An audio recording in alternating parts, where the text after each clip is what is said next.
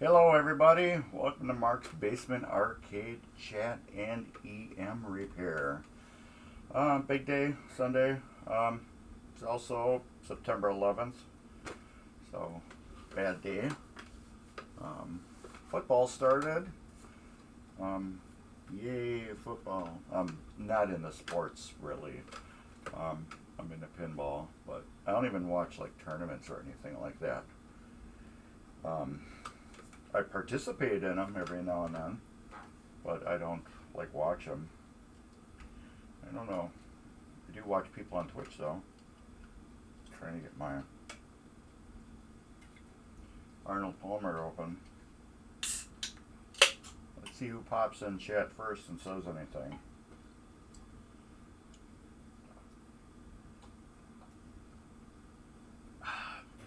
Oh, it's so good.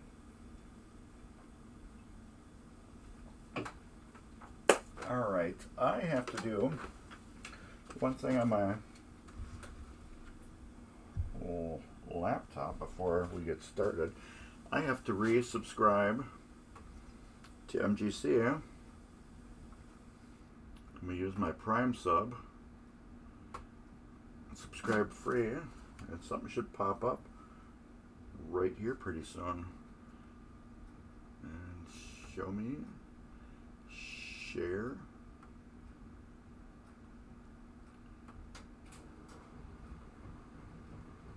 Share.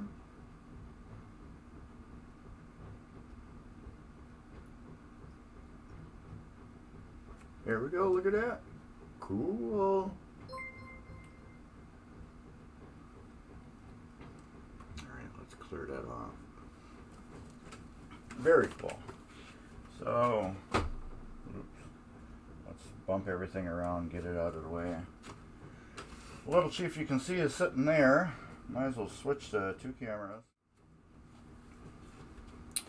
Sitting here, we're going to do pop bumpers today. We're going to get these pop bumpers back on. Ooh, there's some crud in there. Let me get a little screwdriver to pick that out.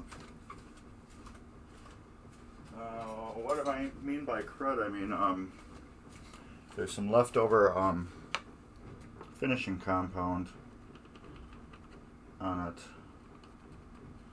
since Dave redid this machine. Dave's Arcade. Well, he didn't redo the machine. He touched up Daryl's playfield, which I must say he did an awesome job. I've had Dave do one of my playfields, and he's currently working on another one of mine right now. This had wear marks in certain areas, like a lot of these inserts. None of them had the black around them. Some were missing the blue around them. So Dave cleaned all that up. A lot of like nicks and chips all over the playfield. There was a gouge here. As I'm going around, you can't really see it right here. Let me turn the chat off for a second. There was flipper rub right here, which is gone now. A little bit here. Turn chat back on. What else? If you look on an angle, you can see everything. All the inserts, a lot of them were sunk. He raised them all up. All the inserts, he redid all the outlining on them. So yeah, Dave does a really good job at touching up playfield. He knows what he's doing. Can't do too much for this ball trail though. It isn't too bad, but it is what it is. My job is putting all this back together now. So let's get working on that. Get pop bumper bodies. Should we use that other camera or should we use this one? This might be a little more beneficial instead of you guys looking at me.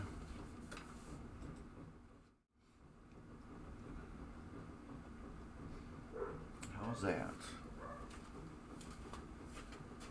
That might be a little more fun.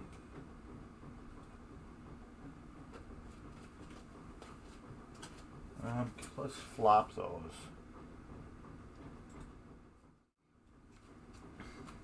There. We'll flop them.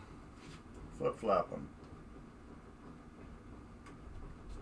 Trying to get that right tight in the middle. There we go.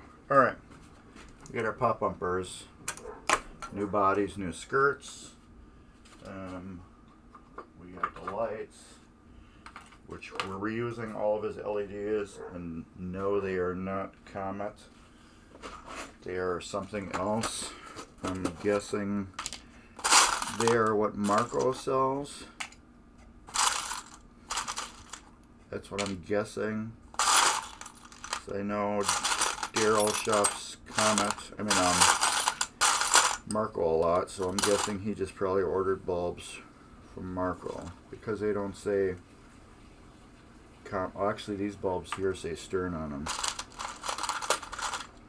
So I don't know if he changed some bulbs in one of his games, like changed some color inserts or something like that,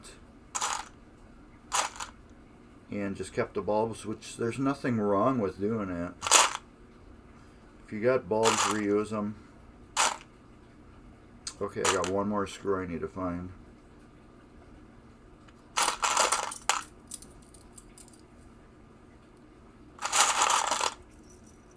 I hate that when you're looking for one screw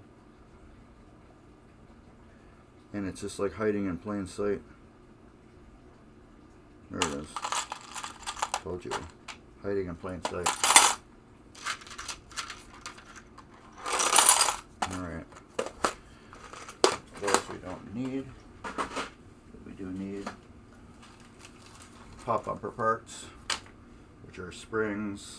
We do need a green scrubby.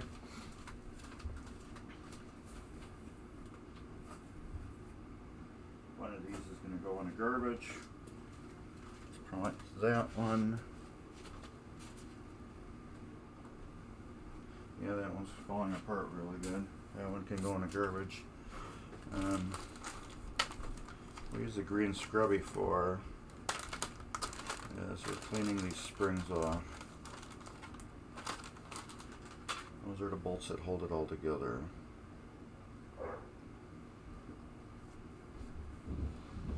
And my dog's barking. Comet the Wonder Dog. I don't know if this is really benefiting anything by cleaning these springs off. I just like to. I don't know if it's going to perform better.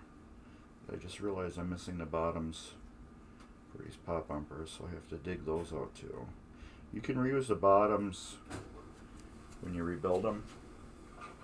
However, I don't like reusing the skirts or the bodies. Unless they're in really good condition.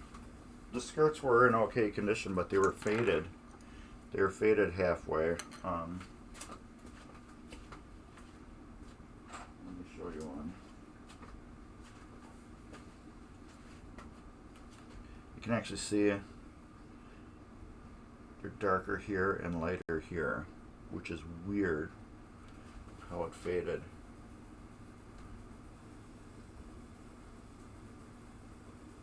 But isn't that strange? How it's like darker and then lighter. Weird. But I'm like, hey, I got it apart. Do you want new ones? We'll put new ones in. He's like, yep, might as well. It's alright, these go together pretty easy. And then where's my rings? These I went through. I put them in a rock tumbler, tumbled them clean, and then polished the rods here because they were in nightmare shape. I don't know what was on them, but it wasn't friendly what was on them. These are pretty easy. We're going to go like that. These will just set down on top. Got that so far?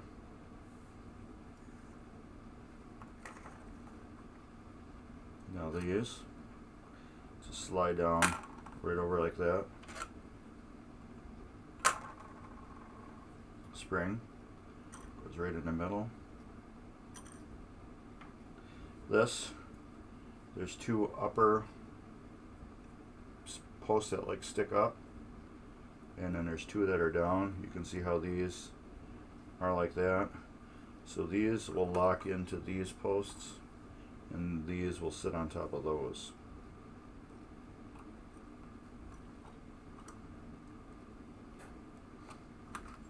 And you just press it together, and they actually hold themselves together really good. And that's it. Same with this one. A piece of fuzz there.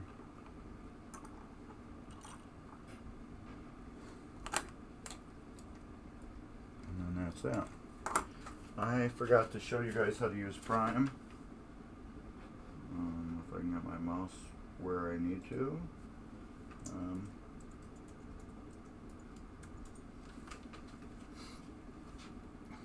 There you go. That shows you how to use Amazon Prime to get your free subscription. Now this simply just drops on there like that. Pretty easy, isn't it? Now we gotta take a screwdriver and block the lens. I'm gonna take that bit off and put a little longer one on.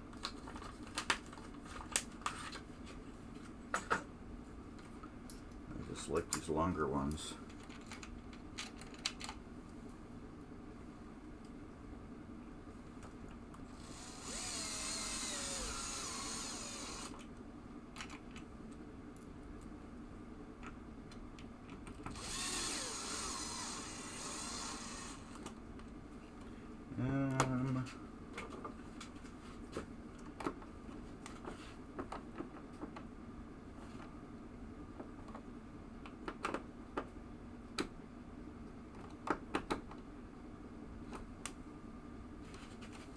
Make sure those are flat, and they're not. Why is that on an angle? That is weird.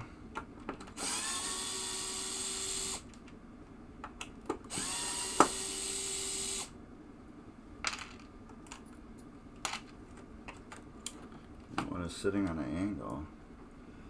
Oh, because this is there, which is just wood, which is pulled up.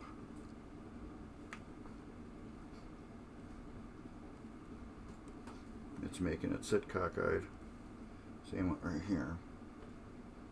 Might as well look at this one too right away. This one really isn't too bad.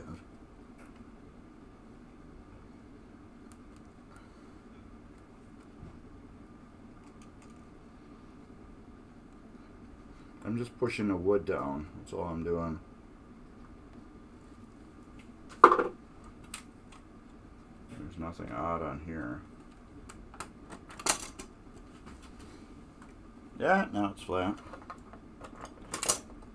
This one was flat to begin with. But I thought it was kind of weird that it was sitting on a weird angle. So I'm guessing a lot of people are probably watching football today, which is alright, because this will also be on YouTube later on tonight, and it will also be on Twitch for everybody else to see for a week or two till it disappears.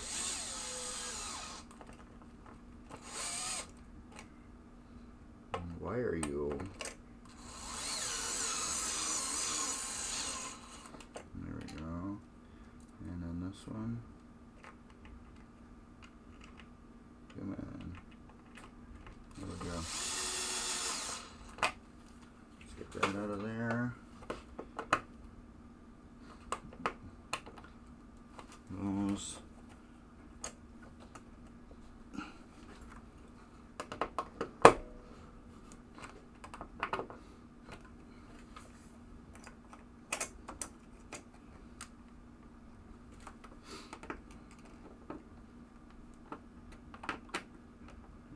Alright. So we got the bodies on now.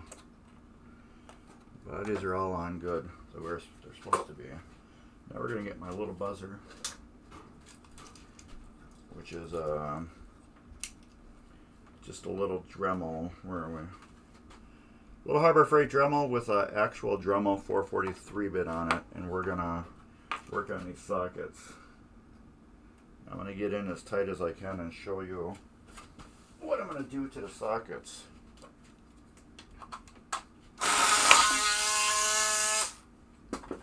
There we go.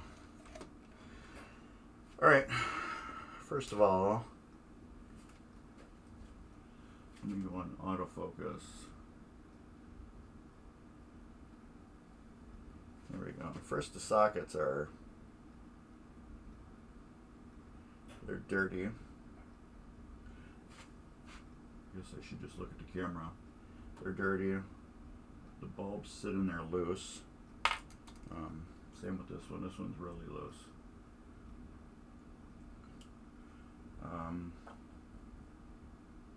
When they're loose,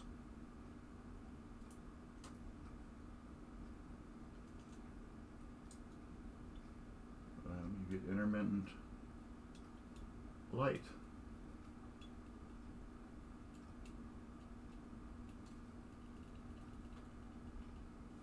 That's probably the best way to do it. As the pop bumper's shaking, you can get flickering.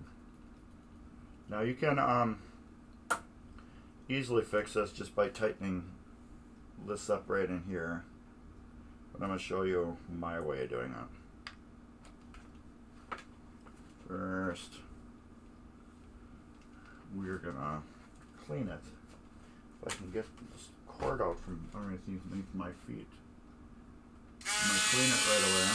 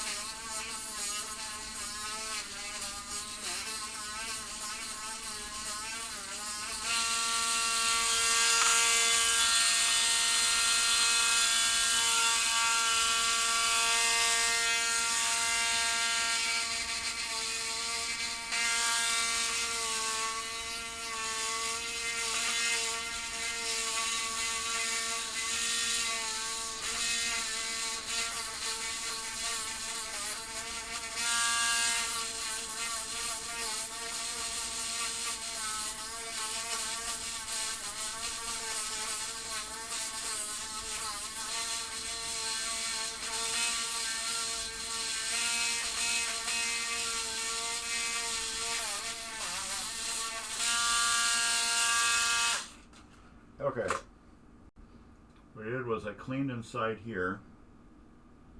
I cleaned both edges around where the bulb is, and I also cleaned the tab inside. Now, I'm going to take my, what do you call it, needle nose pliers. I'm going to bend this bracket here on the bottom. See how it is right now? That lets the bulb go in and wiggle. It doesn't keep enough pressure on it. So I'm going to change the angle of it.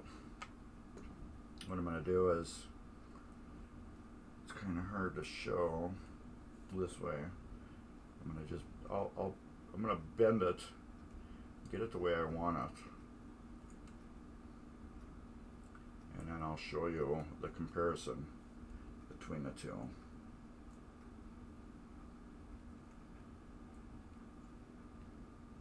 Okay, that's one. It's like powdery junk all over. There's mine.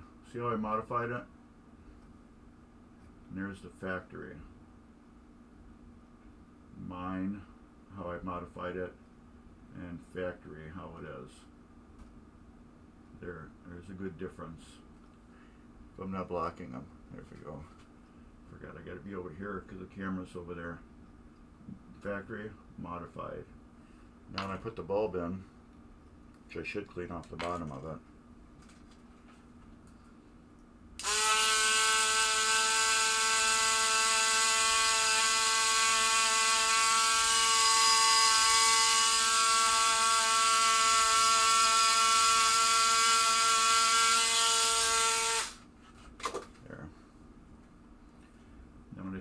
bulb and I put it in the bottom in a socket, it's going to keep that constant tension on it no matter how this bulb rocks from side to side, and it will keep constant tension on it. Now see how it works right away? Now shaking, flicking. Bulb stays on.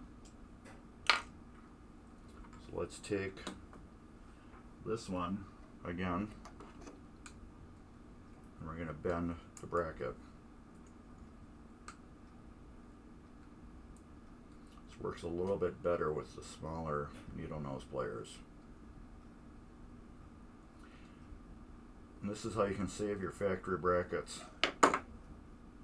Bent. That one I did a little more excessive, but it will do the same job once I stick the bulb in and turn it.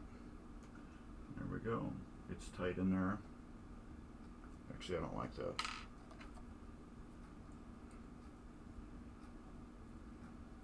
You got like one good shot to get the bulb in correctly before you gotta take it back out and rebend it. There.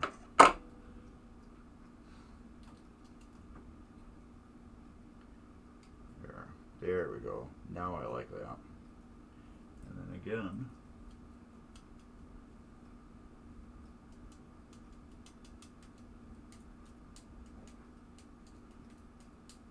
I'm flicking the bulb now. There we go. And that is two updated sockets. Now these, we will just push in. There are holes in the pop-upper body, and these just slide in. Well, they should slide in like that. This one's all twisted.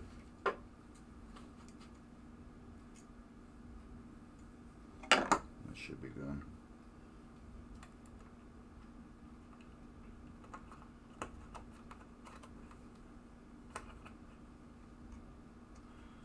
Now those will stay perfect until somebody messes with the bulb.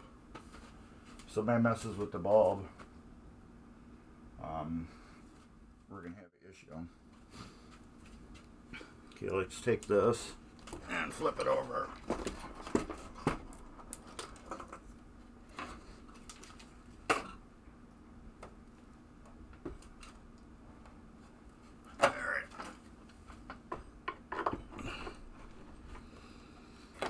Alright, now let's get these screws out here. You can see what I'm doing. Where are we? Here and here. Okay, yeah, you can see.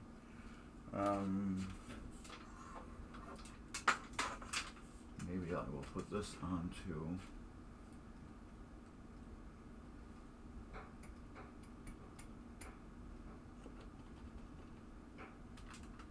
Trying to find a good one to go on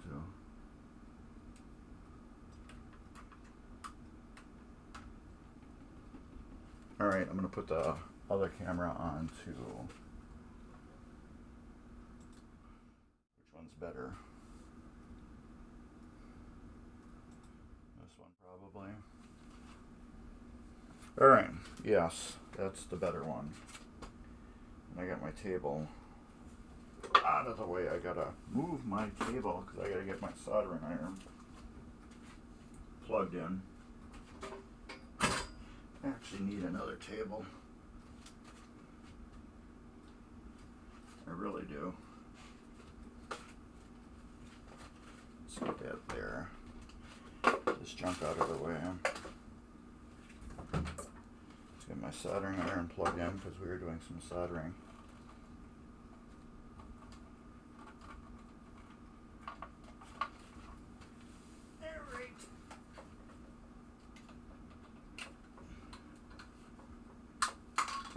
Should be warming up now, which it is. And my buzzer into a different position.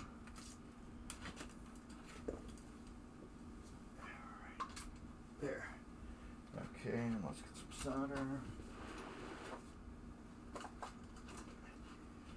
There we go. Alright. First of all, let's get this switch stack out of the way, because it makes it a little easier for me to solder. Plus, I have to readjust everything. So if I get this out of the way, you're going to learn two things: how to put the socket in and how I adjust the switch. Alright, so I bent those over, as you can see. This wire goes onto there, this one goes onto here. But I'm going to try to get this up out of the way. See if I can twist it under, which I don't think is going to happen.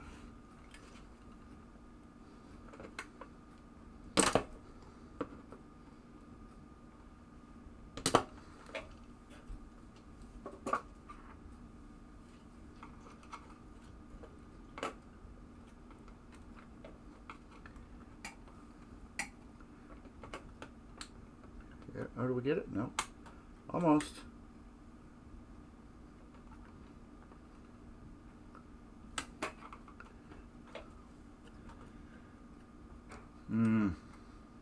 I guess we're just gonna do it the old-fashioned way and hold it down with heat. Alright. I know this thing's in your way. Let me see if I can move it a little bit better.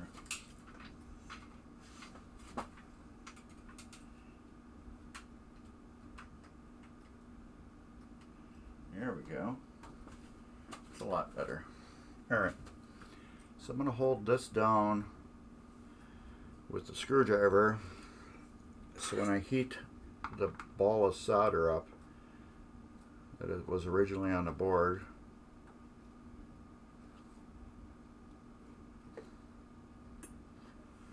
it will solder itself back on, and there it is.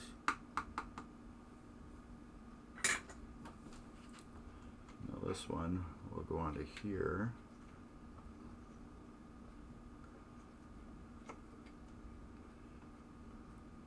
Watch how you solder these on too, because you kind of want to make sure you can kind of see a stain here from the bracket. You want to have it between the posts so it doesn't lay on top of the post and short out.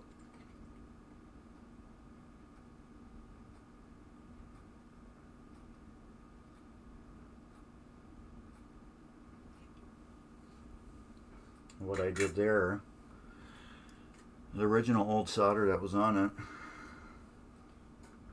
I just refloated over the top. Now this, I just want to make sure that it will fit back on top without touching that wire there.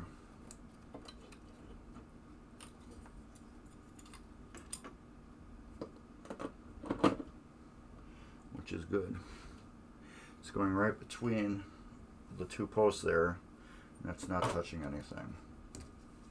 Alright. Now the next is we gotta clean this spoon off.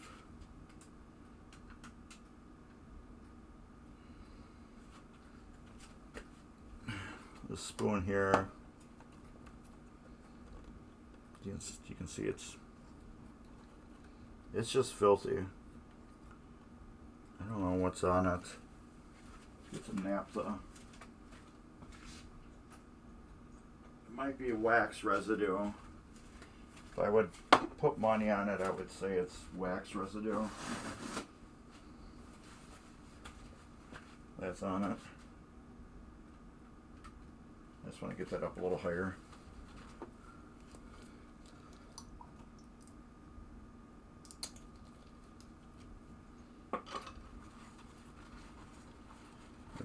Put money on its wax residue. Oh yeah. It cleaned right up.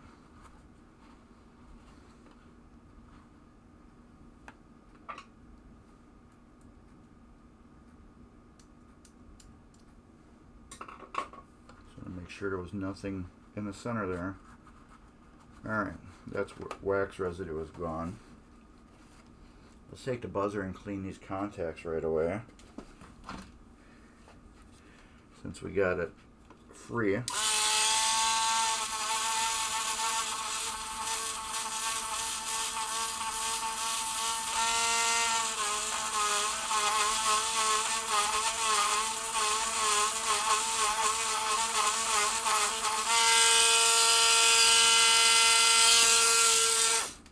Okay, that's good. Now I'm going to show you how I adjust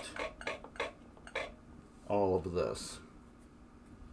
So what we're going to do, I'm going to get it tightened down a little bit.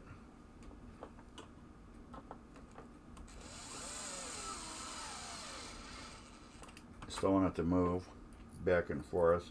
I do have a regular video on my Mark's Basement Arcade how to do this. Loosen it up a little bit. Oh, that's too much. Oh, there we go. Which is right there. If you're not a subscriber, please click on that and subscribe. And I go into more detail on how I adjust these. But this is kind of a little simple. Okay, this is totally loose now, right? You can see how this is all loose. What I'm going to do is I'm going to put my finger right here and hold it down tight.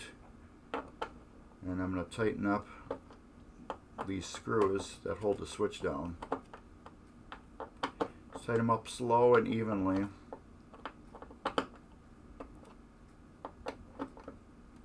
And it usually 100% of the time will come out perfectly adjusted.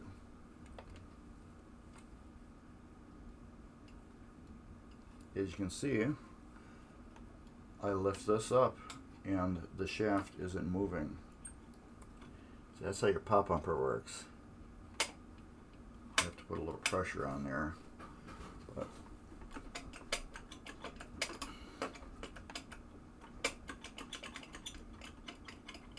that's how it does its job.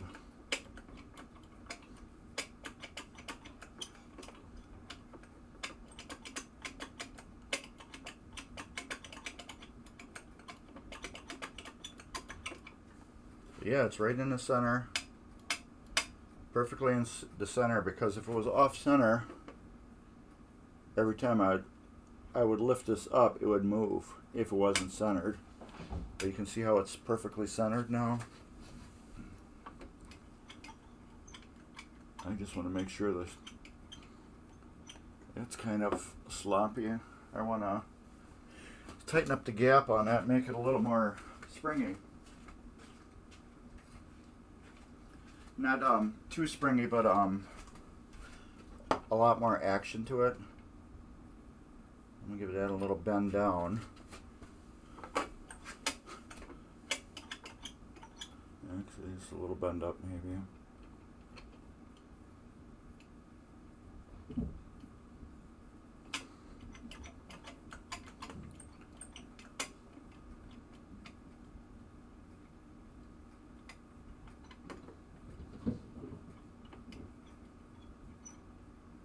Actually, I don't think I'm touching that at all.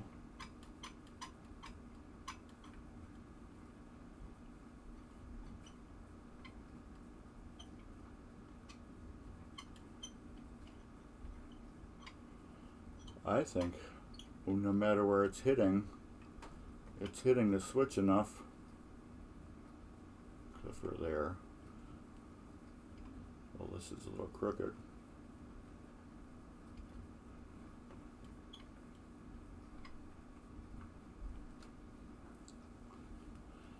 See, that's a little crooked.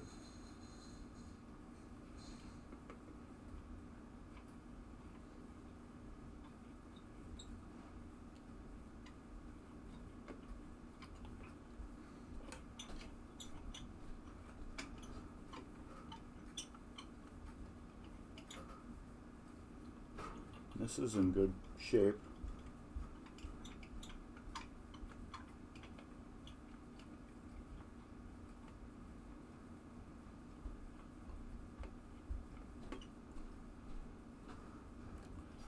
I just don't like how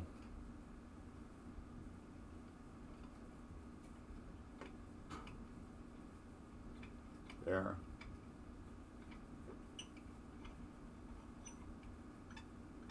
Okay, we got all 4 angles where it's hitting good.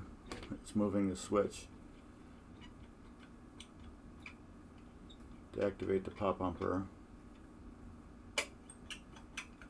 And if it's sticking like that, like it is right now, like that, once this thing fires, it will vibrate it loose. But we can put a little grease on it, but I don't really like to do that too much anymore.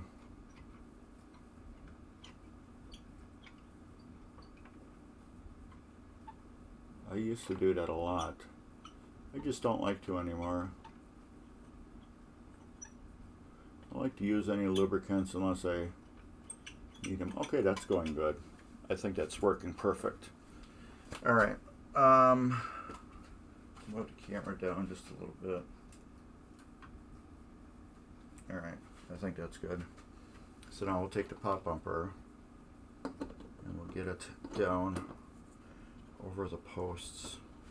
And we'll get these pushed back up in there. There we go.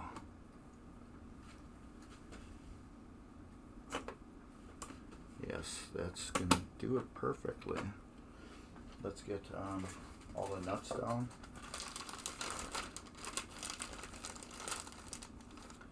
These are all nylock nuts.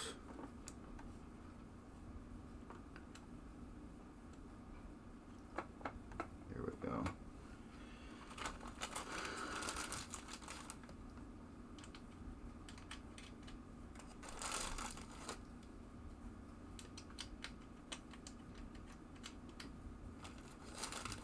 It will get tightened down all the way. I just want to get them started.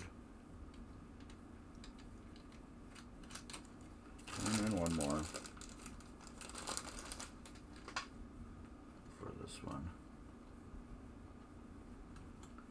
Alright, and then we will tighten these down.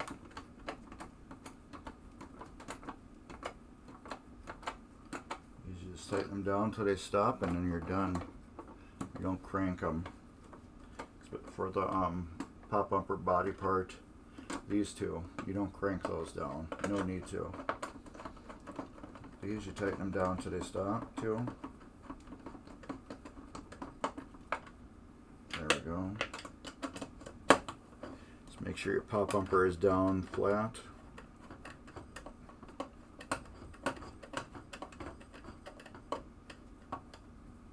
That's tight. And this one will be tight. The reason why is because these are like they're like nails, threaded nails that go through the playfield on this game, and you don't want to over crank them because you will break them. I've done it once. Oh man, that's nice.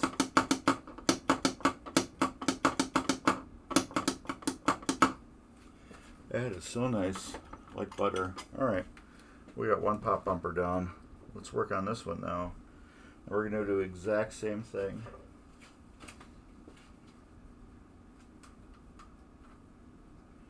We're going to center that. I just wonder how it is right now. You know what? That's good, but I want to clean it. It's like actually perfect. And my wash is dry. It's actually perfect, but I want to clean the spoon off. So yeah, that thing's dirty. So we're going to clean that spoon off. Let's do the same thing. Clean the spoon, clean the contacts. Put it back together.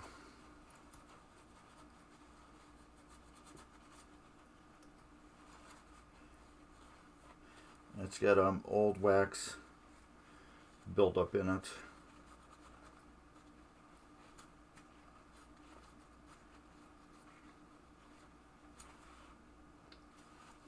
There we go. Let's take my screwdriver and just check the tip in it and see if there's any gunk left from the old wax. This we're going to do the same thing. Let's see if I can get this lifted up or out of the way enough where I can bend this down and get it underneath the wire.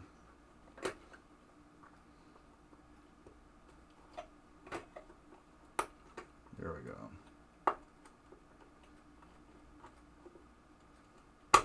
See, we got the glop there.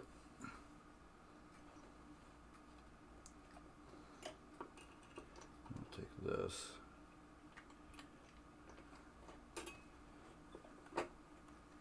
And we're going to get that right in the way, like that.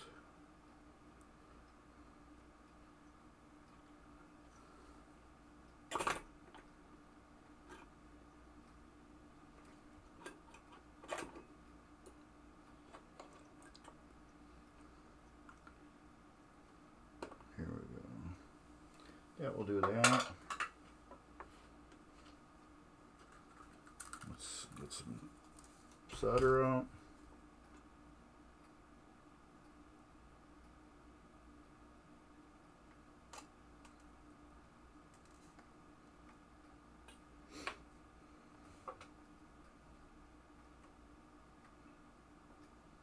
There we go. Hold it down to the solder coils. That will become part of it. Same with this one.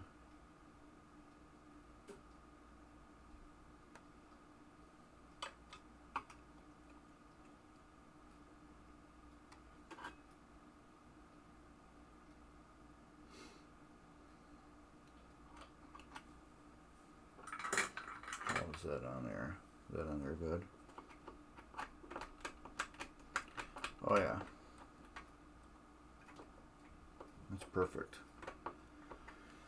Alright, we will take the buzzer, move the screwdriver so it doesn't stab me, and we'll clean the contacts on here.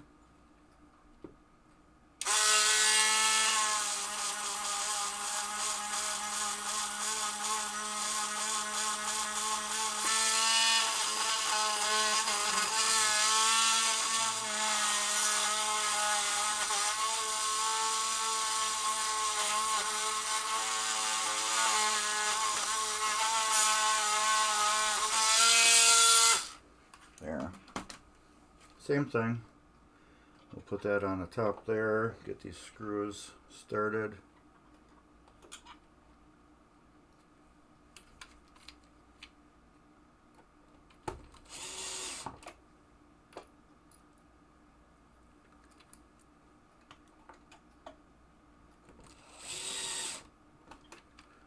All right. 9 times out of 10 this works perfectly for adjusting your switches. Once in a while you got to loosen these screws and then you can retweak and move it slightly. And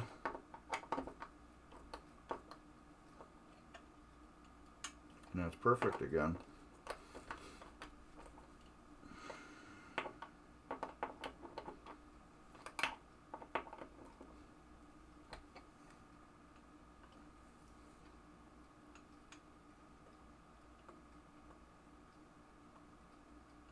Actually, no, it's not.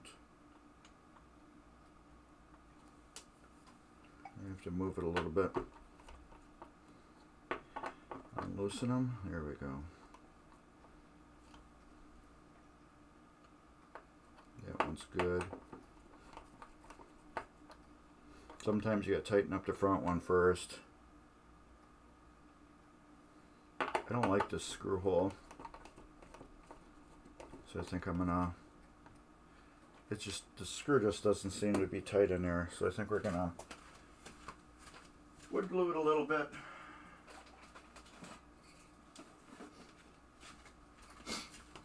it just doesn't seem tight like it should be.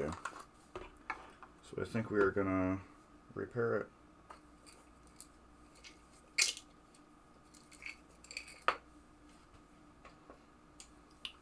Take a little piece of toothpick. Get that out of the way. Take my wood glue.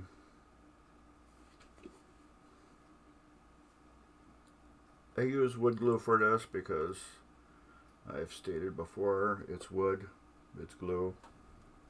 We're using wood glue. You can use other stuff.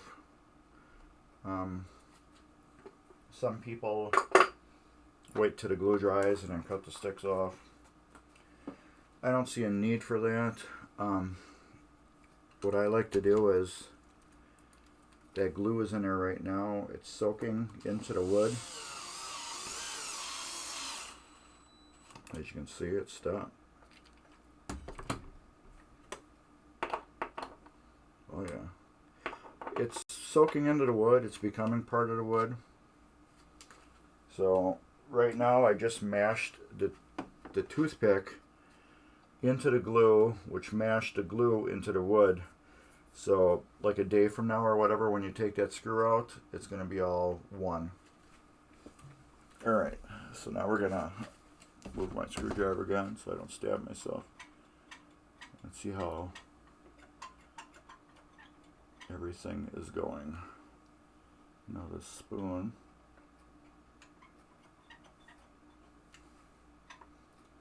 We got a bigger gap this time.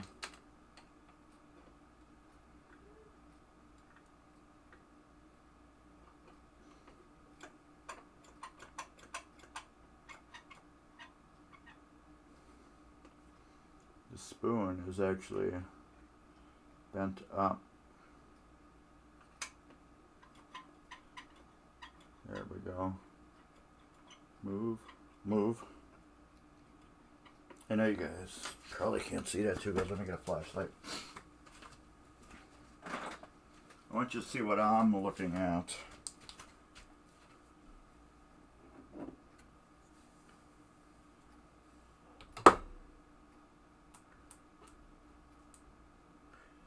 Can you see it better?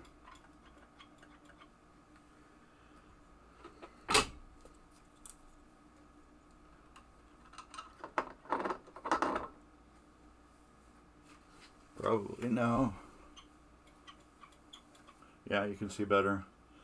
I want you to see this switch right here that I'm pushing on. When I move the spoon, that's got to have some action to it. It's got a lot, nothing this way really, a lot that way. What that tells me is that spoon is pointing up more than being level. So what I'm going to do is, right in front of the spoon, I'm going to bend it forward.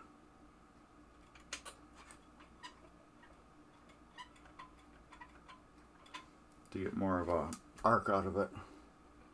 You can change the whole geometry of the spoon by doing that.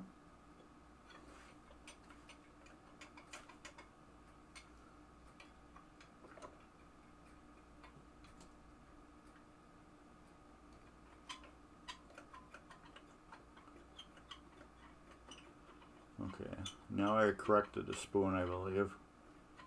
No matter what I do, it seems to be moving up and down the same amount. So now I'm going to take the switch and bend the switch closer. Still getting a lot more that way. Too much.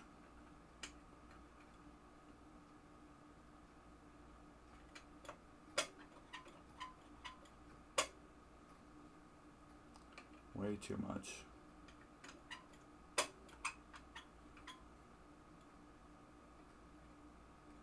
Yeah, that's right in there.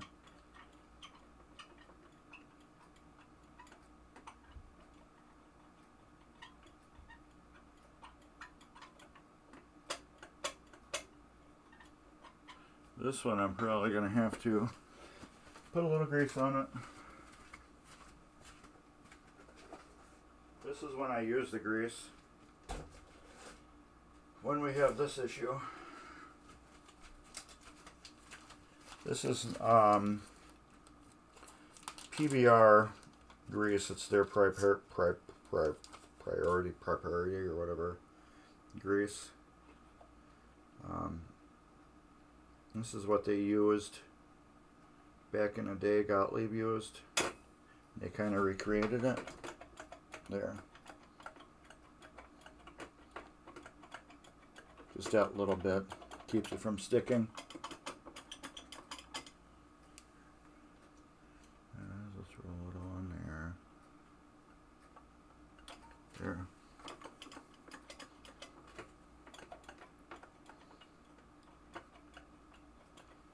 I'll show you the container. I just keep it in this bag, and there's like enough on this bag where it's doing what it needs to do.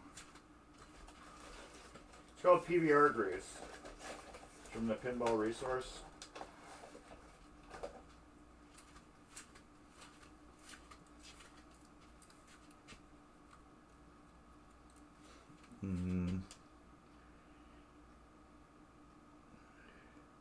I like using it for what do you call it? The pop bumpers, and that's about it. It's contact disc grease, electrical and mechanical grease. But I like using it for what do you call it? Just the discs. Apply clean contact disc surface. The minimum amount to be visually evident. Contains detoxate, 260 PBR grease, L260 PBR grease. So it's whatever they invented. I guess they like reverse engineered the original Gottlieb grease. I don't know, that one container, it'll probably last you your lifetime. It's a lot of grease in that little container, and if you use it sparingly like I just did, it should last you forever. Alright, we got that all adjusted. We don't need the soldering iron on anymore, so we will cut this free.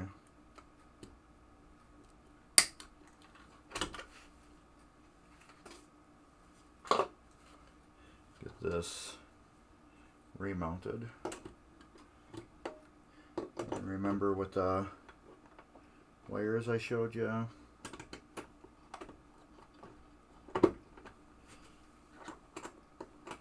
Get that wire right there. See how that's between? And that's what you want.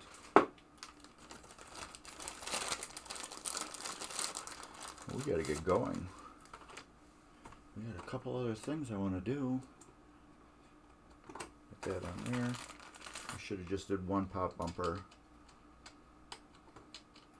But I kind of want to get them out of the way. Get this game done. But yeah, I should have just did one.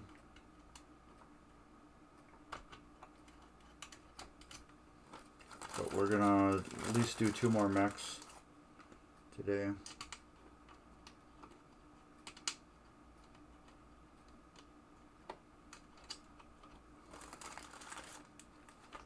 At least 2 more. Slingshot and flipper.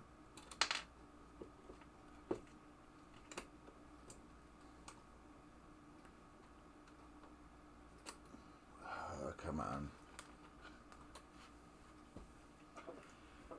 Some of these are just a little more fun than others to put on. Magnet screwdriver. There we go. Give it a little spin. There we go. Now we can tighten all these down.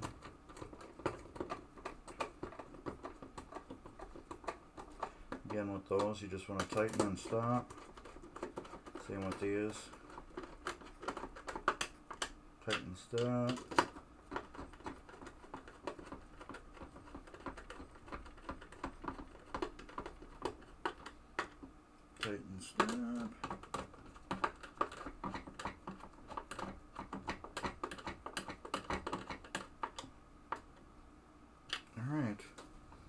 That's all good. Working like butter. Everything is doing its job. All right, we got that done. Let's move to a flipper. Why did I throw that over there? Okay.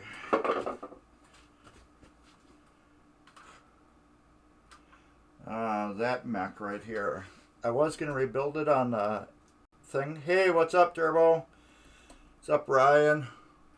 I was going to rebuild this, but this is a very technical, mechanical contraption. I feel I did a better job in my Grand Prix, Williams Grand Prix videos, which would be here. Go to Mark's Basement Arcade, go to Williams Grand Prix videos, and look up Mini Stepper. I feel I did a better job than I could ever do on this stream rebuilding these, just because we could spend a whole episode rebuilding these because they are that finicky and in the way of everything. Let's move this camera. I'm going to flip it to the other camera.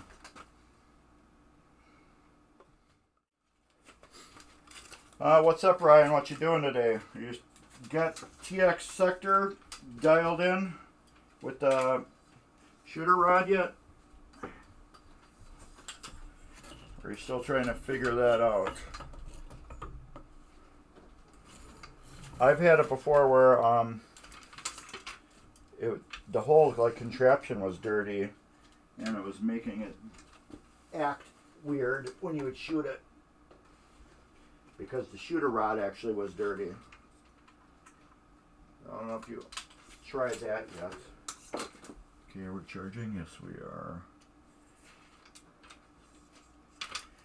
Oh yeah, so I get to do the bottom side of the LED. Alright, where are we? We're right here.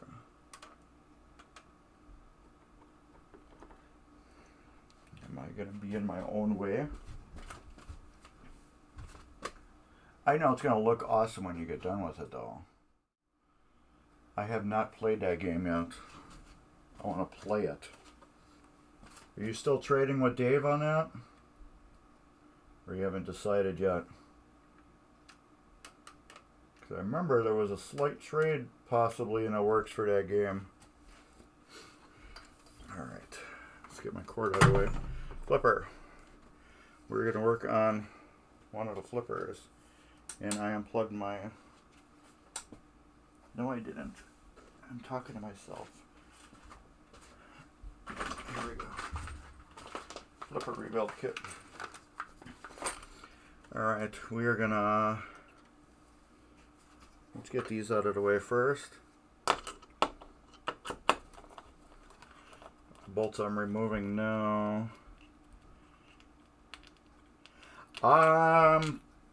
Don't think he changed his mind. I think he really wants that TX sector. And I know you really want... What is it? Is it Lord of the Rings? Yeah. And I know you really want that. So I think it's a... gonna be a win-win-win for both of you guys. I'm gonna get this out of the way. You gonna come back streaming soon? I know everybody's got to be missing you right now. Stop by for a visit stream or something. Let's get that out of the way just so you can see. Alright, here's the flipper bushing. Which basically that's exactly what it is. It's a bushing. This you do need to make sure that this is flat to the playfield. I mean perfectly flat. If this is cockeyed on a playfield at all, when you screw this down, you will get flipper scrape. Okay, yeah, I totally understand. I went through that a couple times. So yes, I totally agree. Let the baby get a little bit older, make it easier for everybody. So you got 3 kids right now. Man, I remember having 2 and 3. Yes, I know what you're going through. But how close are your kids? Mine were 4 years apart. So I don't know if that made it a little bit easier, but we figured 4 years would be a good apart because one should just be out of diapers or getting out of diapers. These you don't want to over tighten either.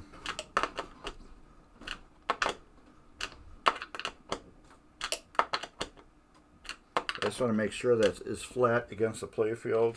I'm going to take one of the flippers.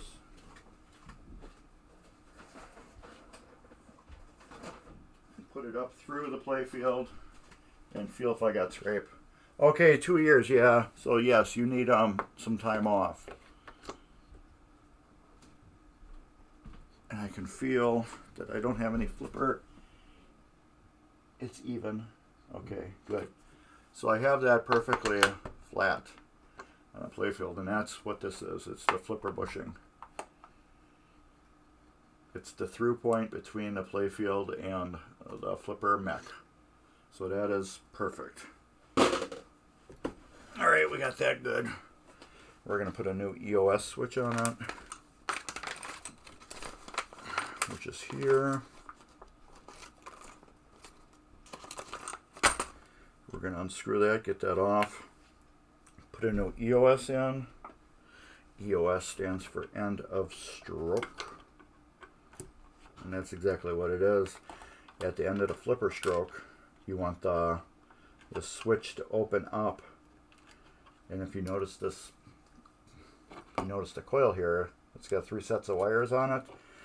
The coil is a double wound coil, which means it's like 2 coils in one. It's basically what you're getting. A really strong coil and a really weak coil. The strong coil is what slams your ball up to the top. The weak coil is what lets you cradle the ball in the flipper without burning out the flipper itself. If that makes sense to anybody. 2-year gaps, man, you really punish yourself on that one, Ryan. 2-year gaps, geez. But yeah, if you're going to have a bunch of kids, get it over with right away. They all can be close to each other's age. They all can be each other's best friends. Because there's 3 in my family. Well, technically 4 if you include my stepsister. But there's like a 4-year gap between all of us. And I kind of grew up really not knowing my brother that much, since he was, much older than me. So he ended up being 8 years older than me, out of the house early.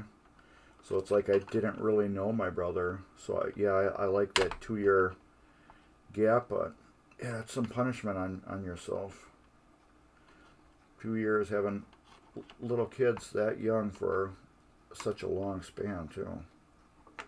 But it's going to be rewarding when you're done. 100% rewarding. Alright, those are tight. That will open up from the flipper. It will make that open. Alright, okay, yeah. We got nuts on the bottom of here, which is a lot of times normal.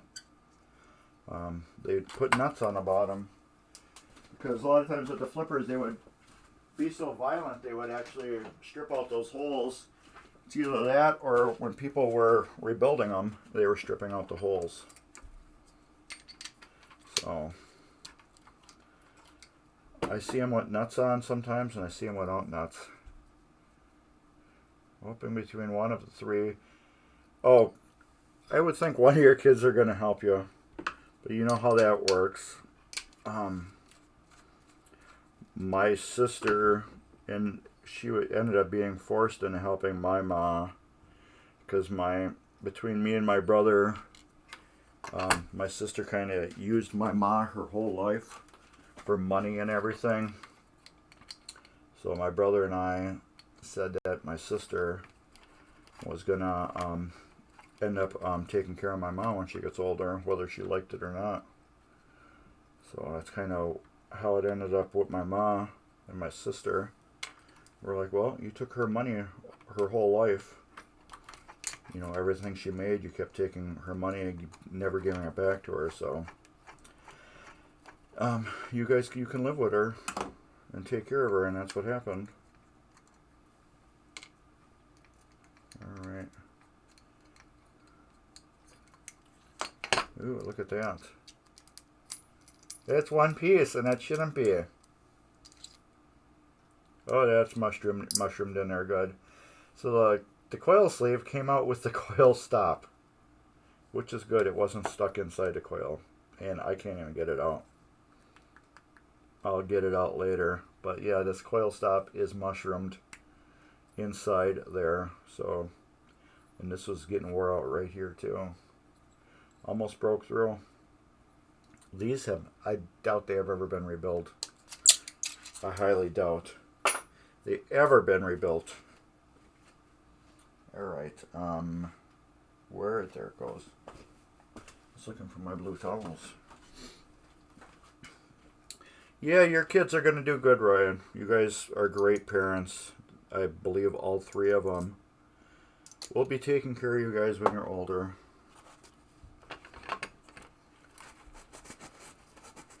And then one of them's going to take all your pinball machines from you when you're not looking. Say, Dad, you're too old to go downstairs. You can't play them no more. I'm going to take them to my house. And then you're going to be like, oh, no, you're not. My kids don't like pinball, so they won't care about it. They're like, I don't want Dad's stuff. See if you can get Ryan or Dave to sell them when Dad croaks. That's what my kids would do.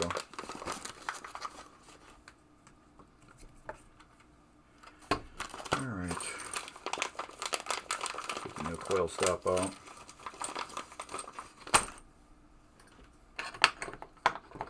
Yeah, let's clean this bracket off too. Like I said, cleaning this stuff is not needed, but it just makes it nicer. It looks better. If you're taking it apart, why not clean the whole thing? Clean all the dust off, all the junk. Just do it. Like Nike. That will go there. This will go there. Like that. New coil stop will go on. Like that. We're going to reuse the old screws because there's nothing wrong with them. I know they give you new screws, but no need. These were in perfect good shape.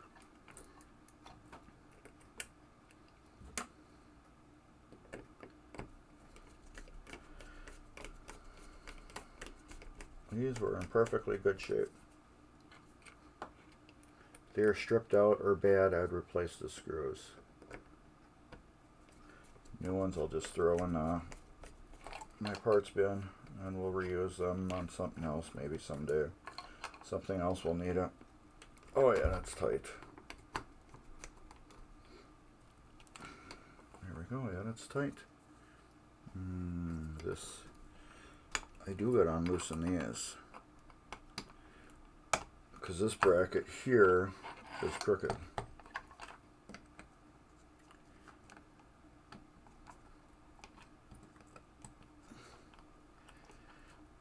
There we go. Tight. Tight. There. I like that better.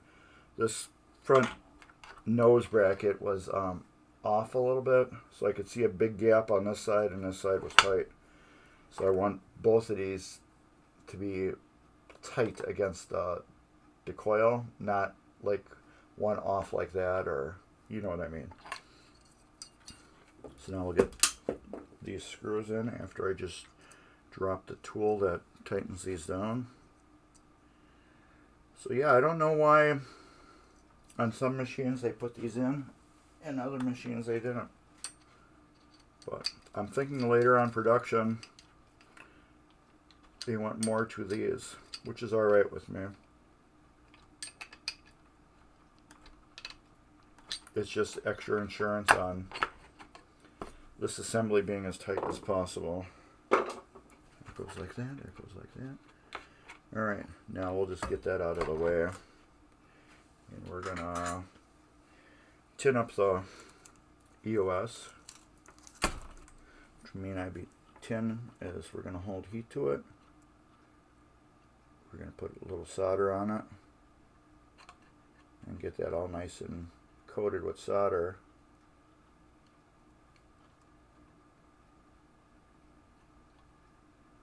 There. Now when I attach my wires to it, they'll go pretty easy.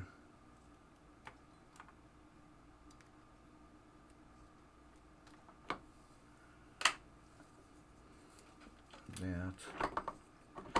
Let's get that here.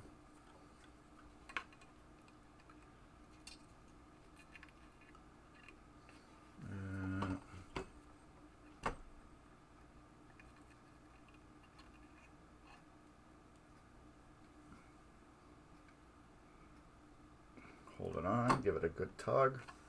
That's holding. Get that out of the way.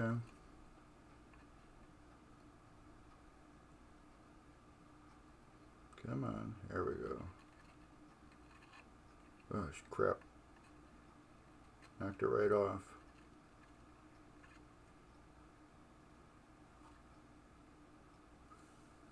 Hold it on. Give it a tug. You should be able to pull on this really good. Both of them. I mean, really good. I like doing that a lot. And which is good. We had bad wire. I could feel it as I was pulling it. I could feel it wiggle. So we're gonna, that was good. I'm glad that happened.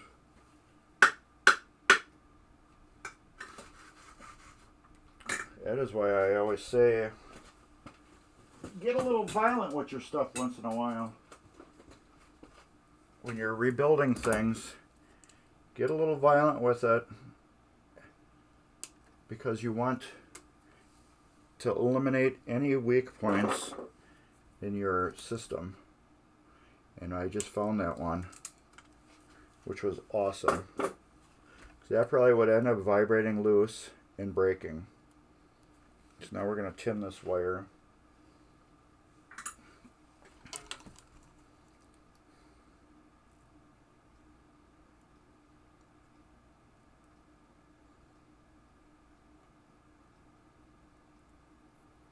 There we go. Now that should, as long as we're not pulling on it, it should back right up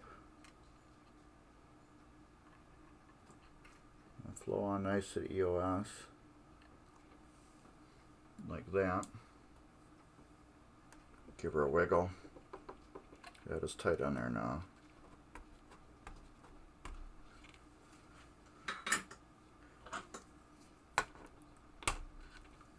Let's get that off. I like getting all this leftover solder that drips off the board, because that's eventually gonna, I don't like that. It's gonna eventually vibrate loose and come off. And when it does, it may land on top of a relay and then short something out, which we don't want. So this wire is probably gonna break off now. There we go. Now I got a big glop of solder on there. There we go. Yeah, that's perfect.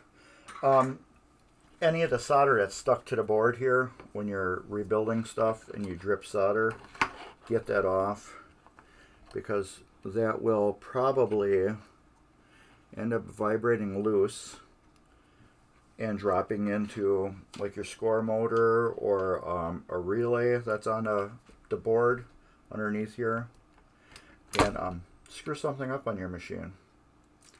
Pop a fuse, or you'll have weird intermittent problems. And also, underneath your playfield, like if you're soldering, a lot of times you will drip wire onto the molted solder onto the wiring, like on the motorboard if you're working on the playfield in the game soldering. Get that solder off those old wires, because I had that with one game where they were soldering on the playfield and all the solder was dripping down onto the motorboard wiring. And this game had these really weird issues that were just popping up every now and then. And I could never figure it out because everything was doing as it should. But I noticed there was so much solder coating that was on all the wires that were underneath the playfield. And when I took all that off, the game never had any issues again. So enough of that solder drip in there was doing some crazy shenanigans to the machine. Alright, that is all good. We got the flipper rebuilt, we got the EOS. When we put the new gears on, let me get the other part. Gears, I mean these parts, I have to clean these up. They're still dirty. When we put these on, then I can adjust the EOS. This is probably for that side. But this lever here, when it pulls in, it will open this EOS. But yeah, I gotta throw these in the ultrasonic cleaner yet and clean them. But we will do that off camera because that's boring. You guys don't want to see it. What else? Let's do a slingshot. I probably don't need anything else here. We got that flipper rebuilt. Let's do a slingshot. Where are we? Right here. Alright, we will do the slingshot. Dave took these out already because he was, like I said, he did a playfield for me. So these are the switches there on top of the playfield that trigger the slingshot. So we will clean these quick.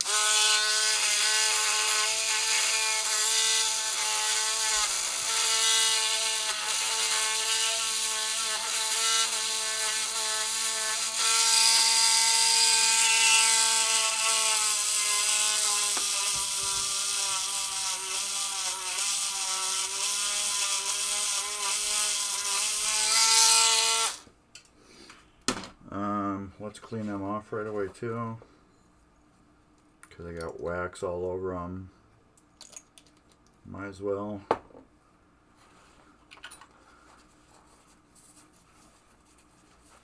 Get the wax residue off of them.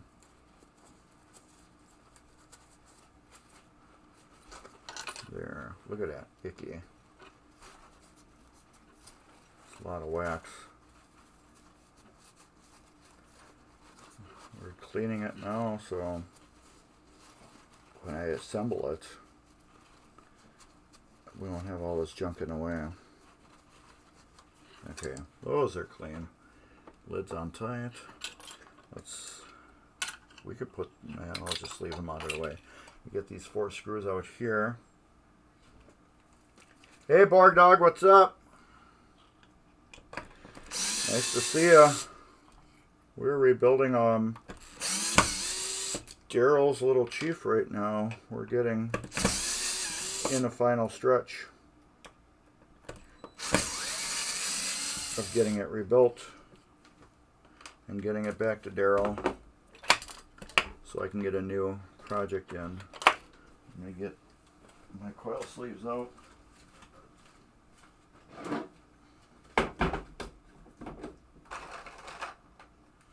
Dave redid he did the playfield on it, so, which was really nice.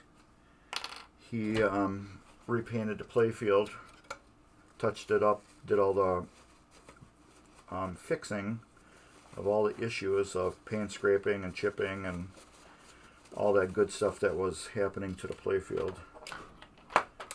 Holy cow, is that thing dirty. It's got oil all over it. Some type of grease. I can tell. It's been greased one time. That is thick. Somebody greased it. I'm going to take these screws out. Get that there. These two. Actually, we'll leave those probably in there. So what you been up to? I haven't talked to you in a while either. It's been a little bit. Alright. Get that out there. And we're going to clean all this up off too. Who is banging in my phone? Oh. Dave Brennan is. He should be at a tournament today. I just had to get some of my Arizona iced tea. Alright. Let's get this stuff off. Here. Clip. Washer and that. Leave those there. And then this stuff. Take this and put it over on the other side. Ew. That is nasty. Finally got Starlight working right, except for air balls. How do you get your stand-up targets not to cause air balls? Bend them forward. If you're standing like this, bend them towards your playfield so they're arched down a little bit, so when the ball hits it, it's kind of like forcing the ball back down. Instead of, if it's bent up like this and it hits the ball, it's going to fly up. You know what I mean? Yeah, bend the mount bracket so it's either flush with the playfield or pointing down just a little bit. That should eliminate any air balls. It should. That's what I have done in the past. Because if you got your bent backwards, that ball's just going to hit it, and it's kind of like giving it a ramp almost. You know what I mean? But if it's tilted more down towards the playfield and your ball hits it, it's going to keep it on the low. You know what I mean? It should do it. That's what I've had on one game. But it was a target, and you could see it was severely pounded for years, and it was just all bent backwards. Yeah, just a little bit forward. That will do it. Just that little bit. All right. This is pretty clean, but you can see this stuff like right here. That is all staining from, what do you call it? Oils and stuff.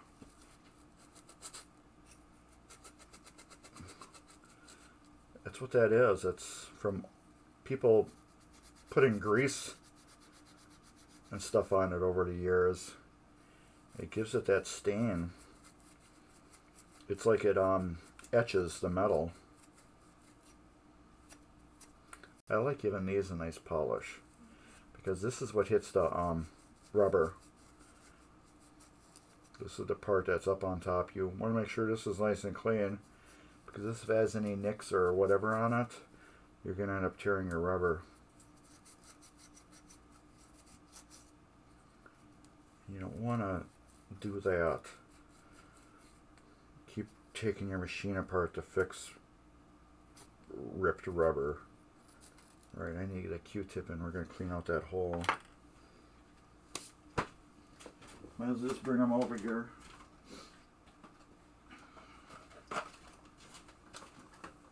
Because I got to work on this more off camera. Because we're not, I should have not did both of those pop bumpers. I should have just did one. Oh yeah, look at that. I should have just did one. But we're on good time still. We're on very good time. I want to get a little further on this.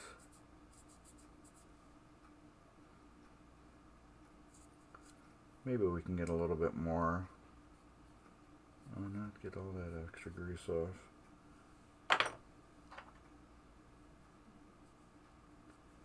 Just a little bit around here. I do re-lube these parts. These were greased at one time, but they got sticky, so somebody just re-greased them instead of cleaning the grease off and then putting new grease on,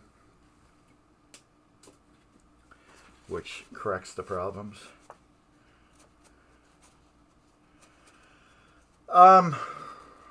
I would Dremel the back of it off, just like what you're doing. That's what I've done in the past, and it works. I think that's probably like one of the safest ways to take them apart. I mean, like, what other way really is there to take that apart without dremeling it? You could, well, you're grinding, but that's still like Dremel. So, just, yeah, keep what you're doing. Just be, nice and careful with it, and you shouldn't have any issues. But yeah, when I did World Cup soccer, that's how I took everything off. Everything that was broke that I had to repair, it did that, and it worked great. But then I actually bought rivets and a rivet punch thing. So when I re-put them back together, it looked factory. So then I bought extra rivets, so now I got a surplus of rivets. So when I do other things, I don't need to get any now. I just went and bought a whole bunch of different sizes. Notice where super lube. Take a little bit on my finger, not too much. We're just going to lube this. This is the pivot. Pivot! 25 bonus points if you know what that's from. Pivot! Put that on there. Wipe my pinky off. Get that out of my way. Pivot!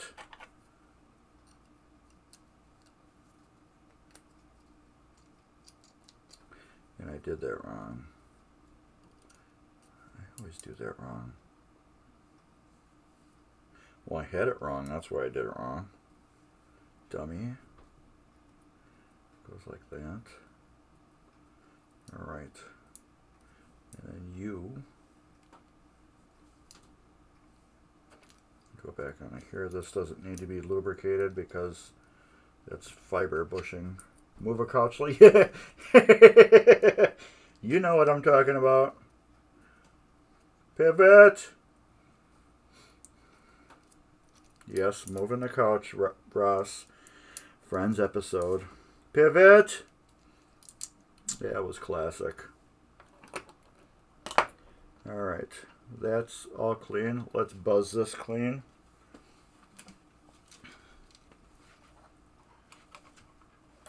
Okay, let's get...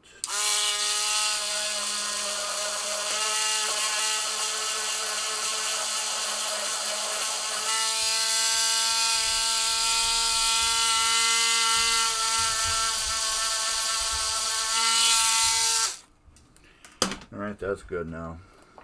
We'll get that back down on there. And that is under that. There.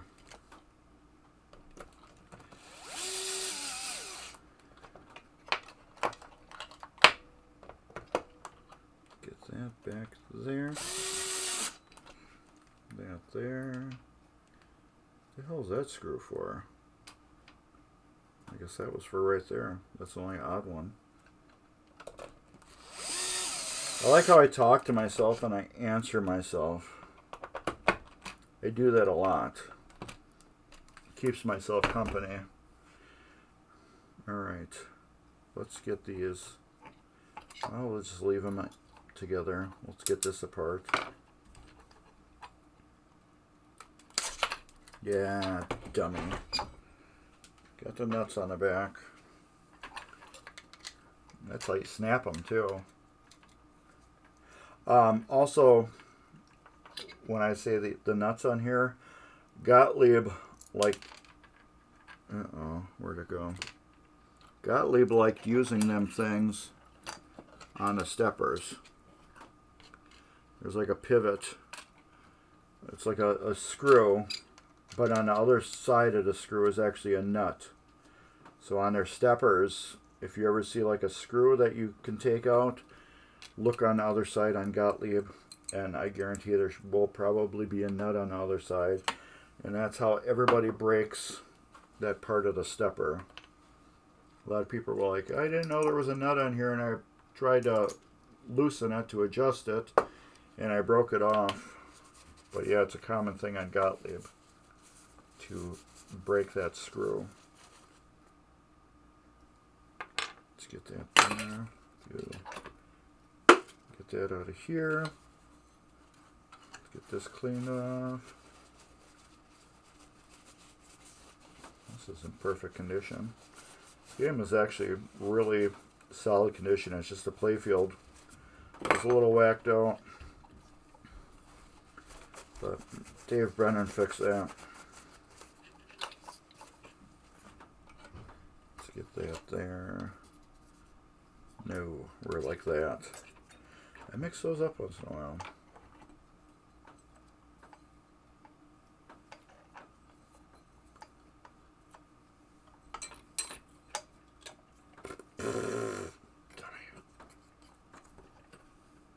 There we go. Once in a while. Pivot. What's funny about Friends is I never liked the show. My wife used to watch Friends all the time. Constantly watch Friends all the time. And I hated the show. But it would be on, so I would end up just watching it. And we bought I ended up liking the show after a while. Really got into it. It was a great show. But anyways, we ended up buying a Friends board game. Back in the days of yore. Anyways, we bought a Friends board game, and I just totally whooped my wife on that game. And she's the one who got me into Friends, which was funny. I just totally destroyed her on that game. She's like, for somebody who hated Friends so much, knows so damn much about the show. I'm like, yeah, isn't that funny?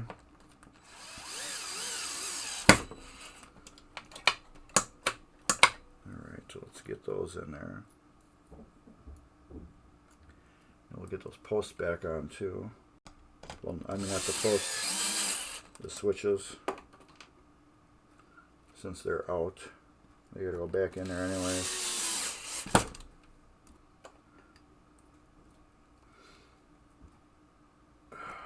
Oh, and everybody too, it's on here, Board Dog sells cool shirts. So if you're still here, Board Dog, put your link up if you want. He's got some pretty cool selection of shirts. I'm going to have to check those out again. I just looked at them the other day. My wife said something about your name. I can't remember what it was. And I'm like, oh yeah, he's into pinball heavily. I said he's got his own store and he sells custom shirts. There you go. Yep, right there. So my wife's like, oh, that's interesting. Oh no, I like that Cyclops one. I may have to pick that one up. Well, I do like Cyclops to begin with. That's a great game. I just played that Friday. It did not like me Friday. Trust me. The game hated me Friday. I played it once and I'm like, okay, I'm not playing you anymore because you do not like me today. But other days, Cyclops loves me. But Friday, it ripped me a new one. So I played one game and I'm like, I'm done. We're not friends today.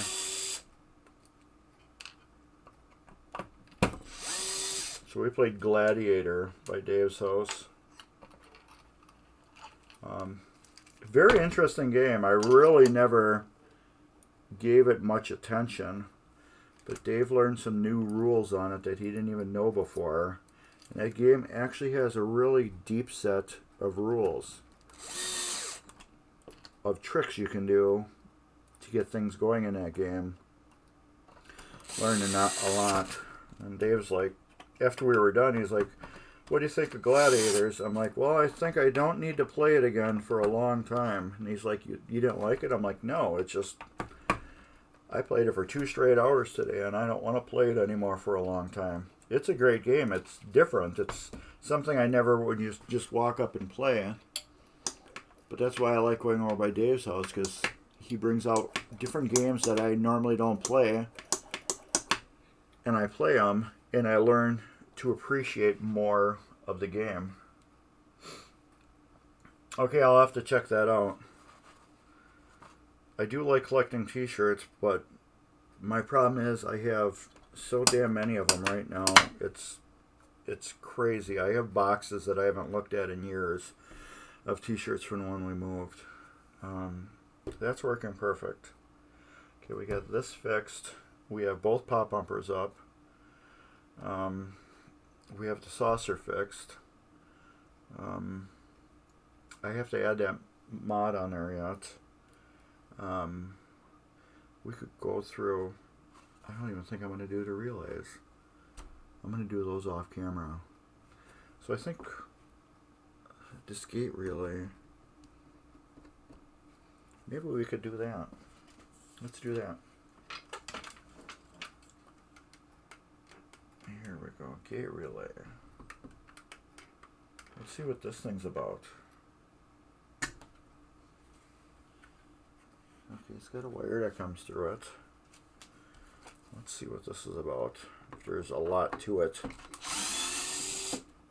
Super straight. What is that? Pinball? I know you're more into pinball than I am. Okay. So we got 2 contacts on there that we can buzz clean and put it back together. I'm guessing it's pinball.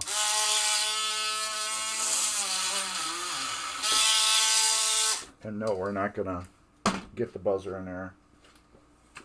Those are too tight together. So we're gonna do it the old-fashioned way. We're just gonna use the 600 grit sandpaper. Put it in there.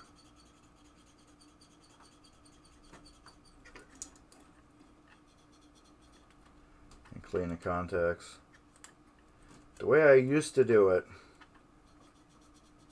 until Dave bought me a Dremel and said, here, use this.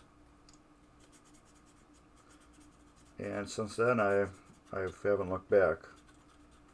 But these are just too tight to get in there. So we're gonna just clean them the old-fashioned way. That one, once I put it back together, we will.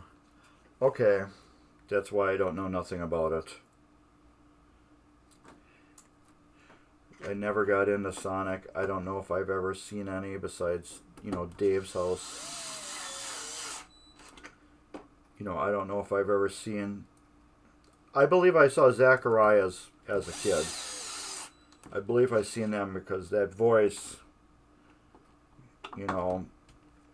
that they used on that game is so, you won't forget it, you know what I mean? So I believe I have played them or seen them in the past. But Sonics, I can't give a straight answer if I've ever seen one or not. I'd like to say I have, but I've played so much games when I was a kid, I don't even remember. I would say 90% of them, 99% of them. I remember Flight 2000. Yeah, he might have it upstairs. I really never go upstairs and play his games. You know, I don't like going up there because, well, that's when we play pinball, and I feel if I go up there, you know, I might be bothering his wife, you know, if she's sleeping or something. So I just never go up there and play his games. I've played them, you know, when I've got there earlier in a day, but later in a day, no. I've never, like, played them. I'm just doing some switches right now while we're chatting. Because Dave took all these out, cleaned them off when he did the playfield.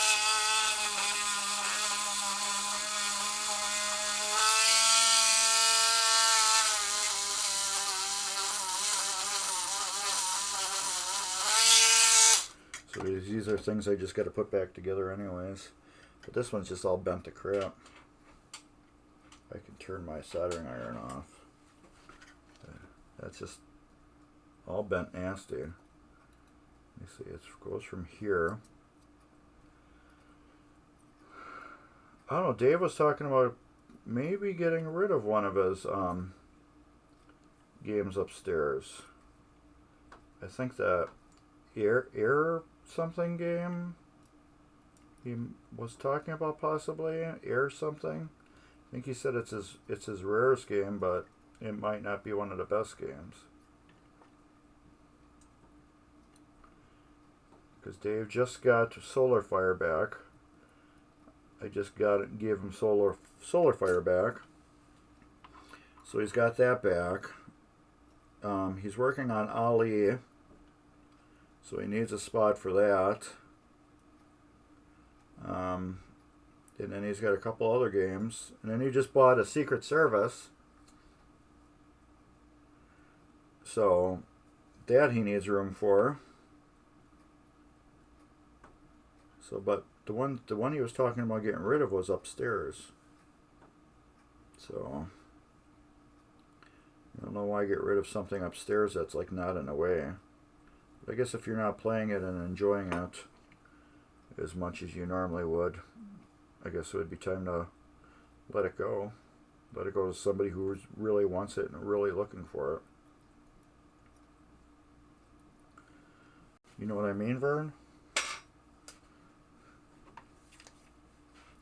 But yeah, I can't wait to see this Secret Service game. He said it's a total ripoff of High Speed. And I liked High Speed. That's a game I do remember. I remember High Speed. I remember Whirlwind. I remember Whitewater. I remember Flight 2000. Because it was when I was a kid. My dad took over a pool hall. And he had a Flight 2000 there. So I remember that.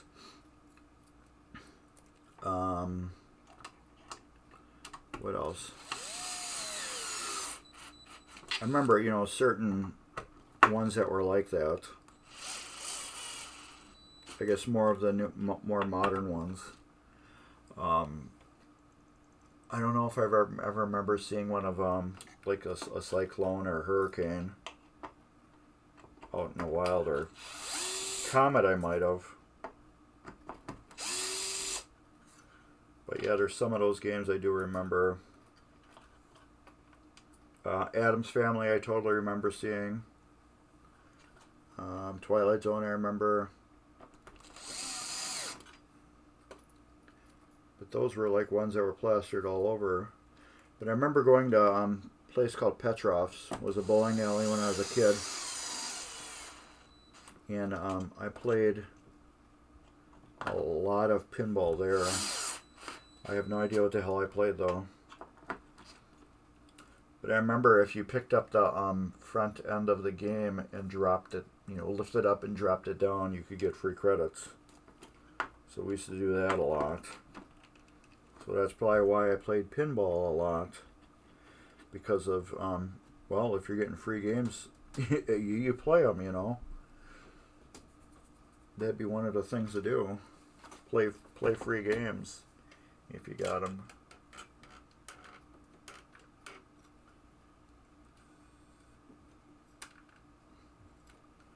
I'm just doing that tapping on the things. That way I know where I'm at. But yeah.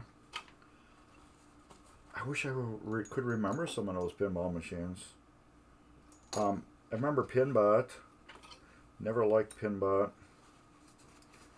I gave it a chance a bunch of times, but it was never really my thing. A lot of people are like, oh, Pinbot, Pinbot. I'm like, Pinbot, yeah, whatever. Never got into it.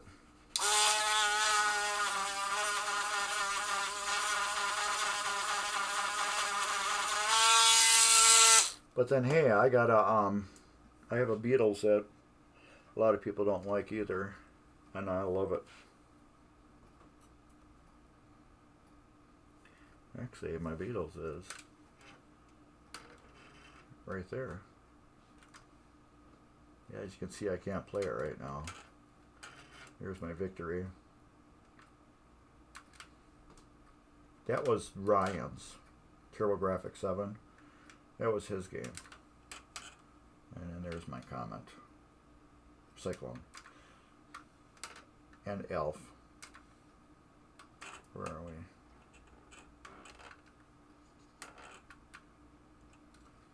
But yeah, that's my Beatles. I gotta get Dave over here to stream that one day. So much better than Sea Witch, I believe. It's smoother. Smoother than Sea Witch.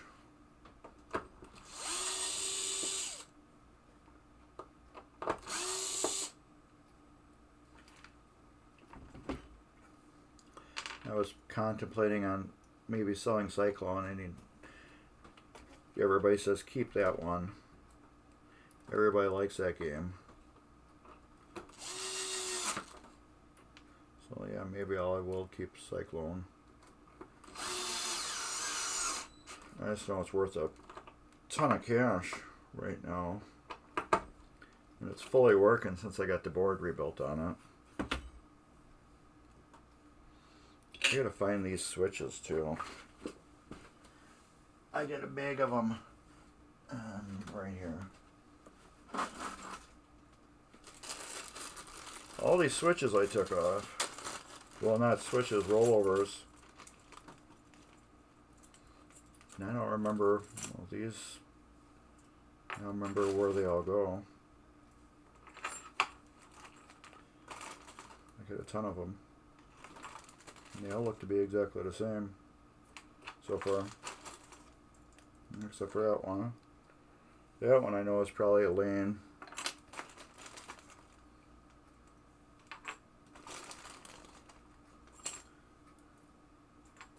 Okay, these are all exactly the same, except for those two.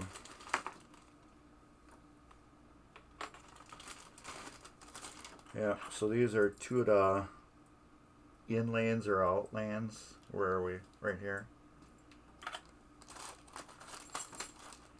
And then all these other ones are just all over on the playfield. So we can do some of those. I gotta do this stuff anyway, so what doesn't matter when I do it?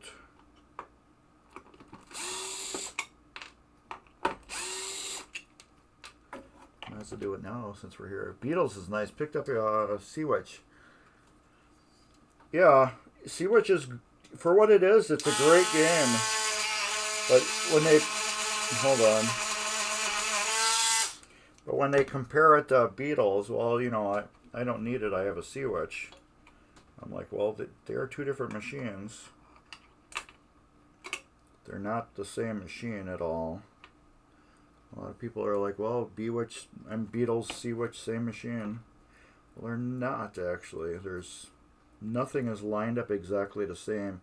Yes, they look the same, but they're not.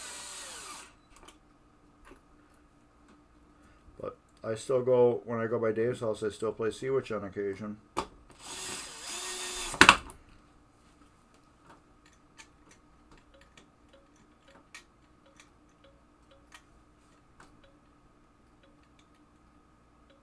Why does that make that noise?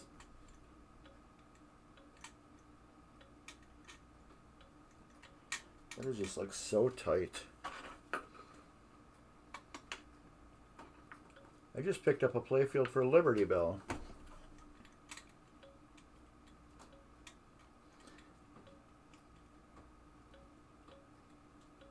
That is so weird it makes that noise.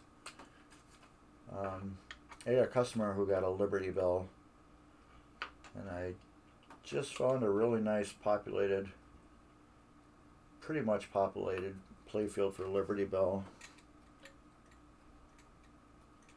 So I'm going to do a playfield swap on that, basically. I'm going to take the populated playfield and make it work with the, what do you call it? The Beatles one. Well, I don't know which one's going to go in there. Okay, well, the little one's going to go right there, dummy.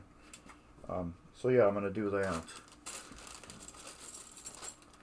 You got that one, and then a stubby one.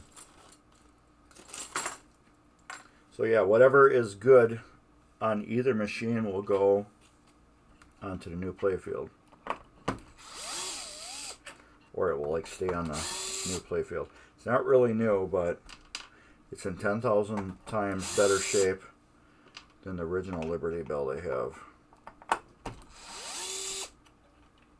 The original one is like missing most of the paint on the playfield. So somebody either really loved that game and played the crap out of it, or just didn't know how to do anything and never maintained it.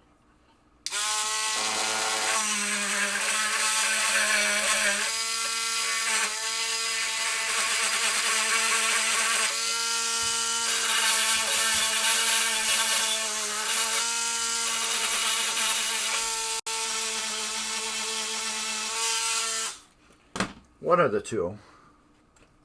I'm guessing they just didn't know anything about maintaining a pinball machine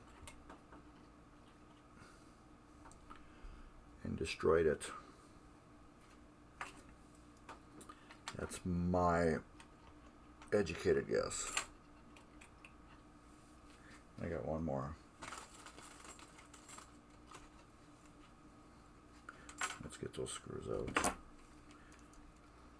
And do this.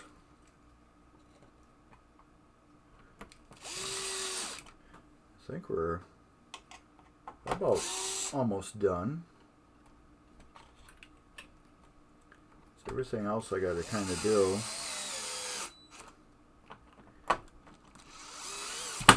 I have to move the playfield to do.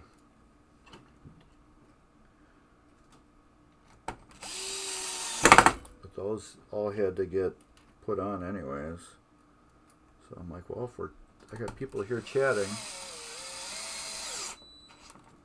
Well, the thing that's good about Seawitch too is it's a popular game, so everything can be got for it. You know, the glass is out there. You can get cabinets for anything. So it isn't like a odd game where it's harder to source parts. You know, it's a popular enough game where you can get stuff for it. It's not like my Wildfire, where if you wanted a new back glass or something like that, you're kind of SOL. Nobody's recreating anything like that for Wildfire. I did buy brand new plastics for my Wildfire. There. Where's my Wildfire? Marco had brand new plastics, which is crazy. Brand spanking new plastics for a wildfire, which is just, it blows my mind that they still had brand new plastics for a wildfire, which is something I would never have thought of. So I still got to go through all these bulbs. There's other bulbs around here I have to go through and clean them. Like I said, this, what the hell is this room?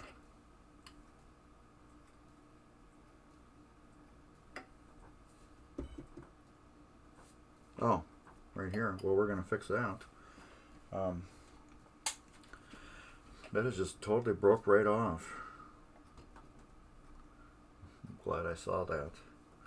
I have to go through and clean all these bulb sockets and stuff yet too. So that's broke off right there. I don't know how that broke off. I don't know if, I imagine I probably did it, or, well, it's just so loose on there too. It looks like it's been reworked at one time. So we're just gonna put a lot of solder on there.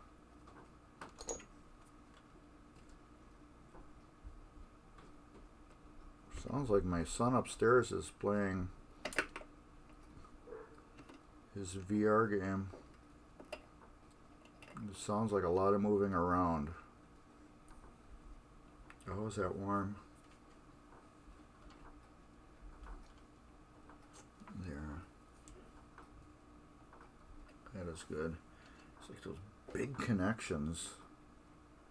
What is that working anyways? But yeah, that's on there good.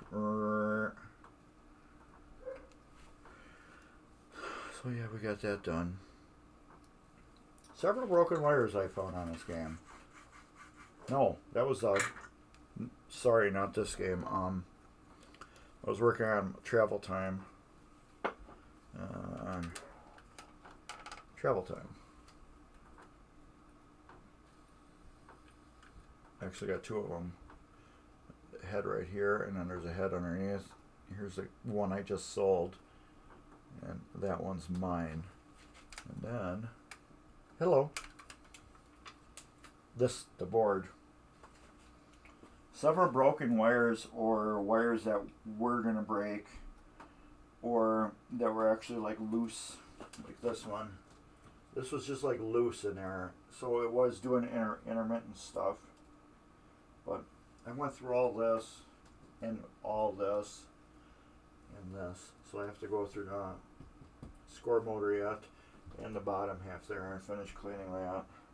But otherwise, I think it turned out pretty good. Yes, it's dirty and stained. I could have took everything off and sanded it down, and then put it back together, but I'm not about that. I'm about, it's clean, but it still looks original, you know what I mean? But it's crazy how this game just doesn't have, what I mean by a lot is switches on the score motor. There's not a lot. I've seen it where, you know, these things are just stacked higher than hell, but there's really not a lot that's stacked on there. I think the biggest stack has 4 switches on it. 1, 2, 3, 4. Yeah, 4 switches. I've seen some with 6, which is crazy. Alright, is there anything else I can do? I have to do a lot of stuff on here, but I don't think there's much I'm going to do. Because next week I really love to put the playfield back together. So I think I'm going to concentrate and blow everything out under here, put it back together. And then next week I'll have the playfield flipped over and prepped and ready to be put back together. And then we'll throw it in the machine. I'll have the machine up. I'll probably stick it up over here. I'll put the machine up right here. Probably. Oh, Comet Pinball. If you need any LEDs, shop Comet. They have the best bulbs, LED products you can buy. Anyway, so yeah, I'll probably just stick the machine right here. It is actually right behind my space shuttle. And I fixed my space shuttle too.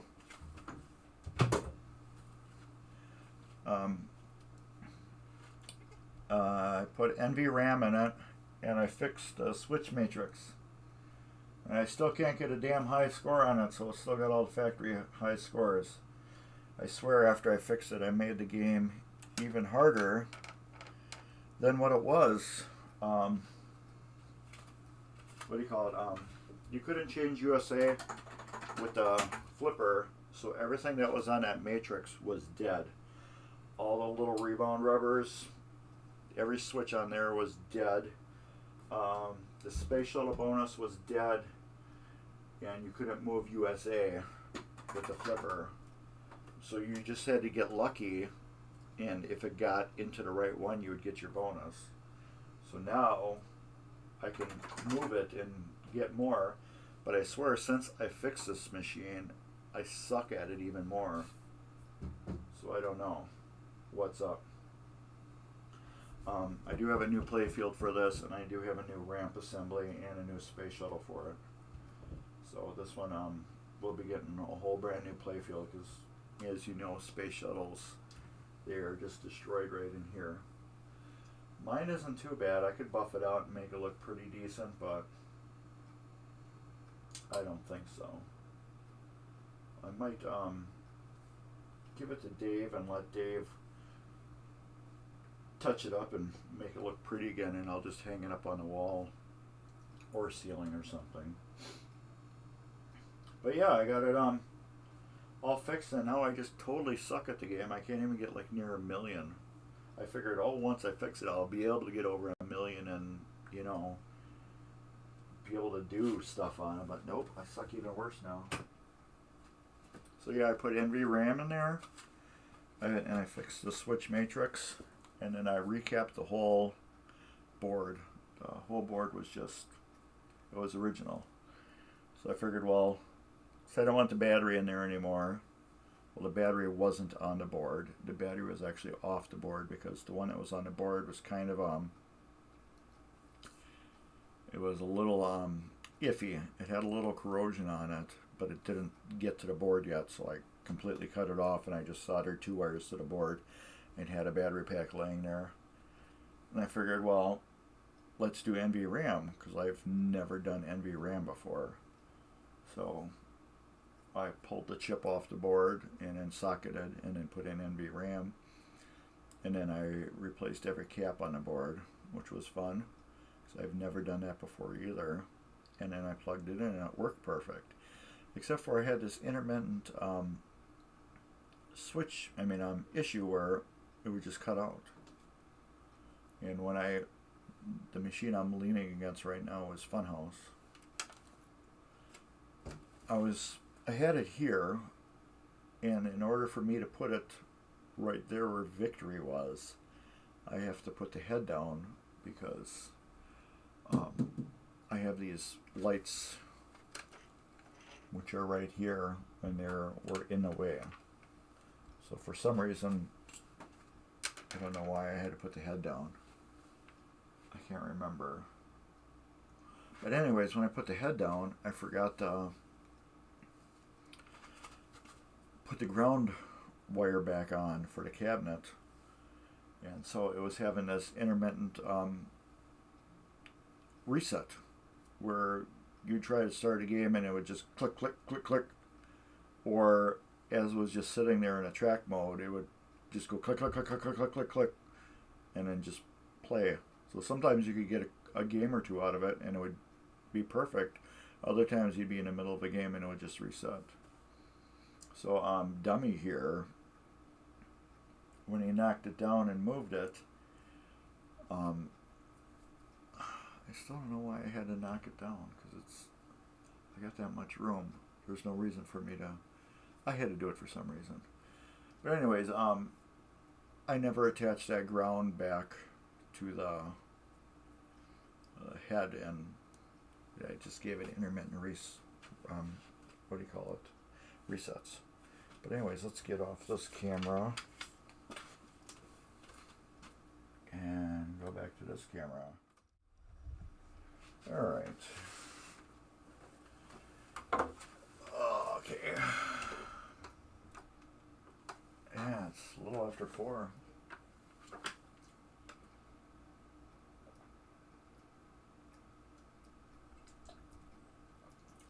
Arnold Palmer. Stuff is crack. Crack in a can. Let's get this. I can shut you off. I can shut you off. And I can pick that up. I just flung over there. My shop towel. Get back over here. Funhouse, not my game. Wish it was my game. It's not even plugged in, or otherwise I could turn it on. I got parts ordered for that, so I will be tearing that game apart soon. LED kit, well, Comet LEDs it's getting. I had to get a new plastic for one part. I didn't even know it was ever missing. I don't even know if the customer knew that was broke, or maybe he did and just forgot. And then Cliffies, ordered Cliffies, but those he's when I ordered them, he goes, as long as you're cool with me being about 6 weeks out, here's the invoice if you want. I'm like, well, it's going to take me that long to tear it completely apart and put it back together. And I know some of you are like, oh, hold on, it's going to take you a month and a half, 2 months to do it. Yeah, well, I still got a real job where I work, 40 hours a week, so stuff like this I do when I got time, when I'm bored or whatever. So they're on vacation right now, so I picked it up before they went on vacation, and I'm hoping to start next week and start tearing it apart. But at least I know a lot of the stuff that's, I could see what's wrong with it. It's fully functional. No, I'm not going to bother plugging it in. It's fully functional. It works. It's got a couple bulbs out. Rudy, I did repair Rudy earlier. The 2 new gear, it needed 1 new gear, but the new gears are different than the old gears, and they don't mesh. Well, I should say they probably mesh too perfectly, but for Rudy needs a little slop in them, and that being so tight. So when I do this, it isn't so machine tight. That motor can't spin them because their machine's so tight. So I have to just sit there with a file and open up all the teeth just a little bit to get Rudy to open and close his mouth better. But yeah, rebuild the pop bumpers, everything, take the ramps out, redo all that stuff. Just typical stuff. Look at the flippers, see if they need to be rebuilt. Clean the ramps up. Just polish and wax the playfield, all that good stuff I have to do. So I think with that, I think we're gonna kick it. So I got dinner to eat. I have Olive Garden spaghetti and meatballs. So we went there last night, and whenever I go to Olive Garden, I never eat my meal. They just bring it out. I like that Williams clock up there. There we go. What they do is when we go to Olive Garden, I order an entree, and I never eat it. I just leave it sit and I pig out on the food, soup and breadsticks. I figured, well, that's my meal, and then when I get home tomorrow or later on that day, depends when we ate. Usually it's the next day. Oh yeah, thanks, Bored Dog, for just even popping in. You've been like the only one who's really been talking to me, except for Ryan. Ryan popped in earlier. I didn't expect Ryan to stay in long. He had the new baby and he's got his family time. He needs to get, because he just said that all of his kids were 2 years apart, and man, that's too tight for me. But yeah, get it over with and be done with it, and then you'll have a nice, happy life later on. It's just these years right now, it's going to be hard and frustrating, but it's going to be worth it. But anyways, yeah. So yeah, I do that. Eat my soup and breadsticks, pig out, and then take my food home, and then later on today, I get a meal. But yeah, thanks, Bored Dog. I hope somebody checks out your link and picks up something. I'm going to check it out again. My website, well, YouTube channel's right here. Well, that's Midwest Gaming Classic. We're going to talk about that first. Midwest Gaming Classic is March 31st, April 2nd, 2023, and it says it right there. We got that fixed.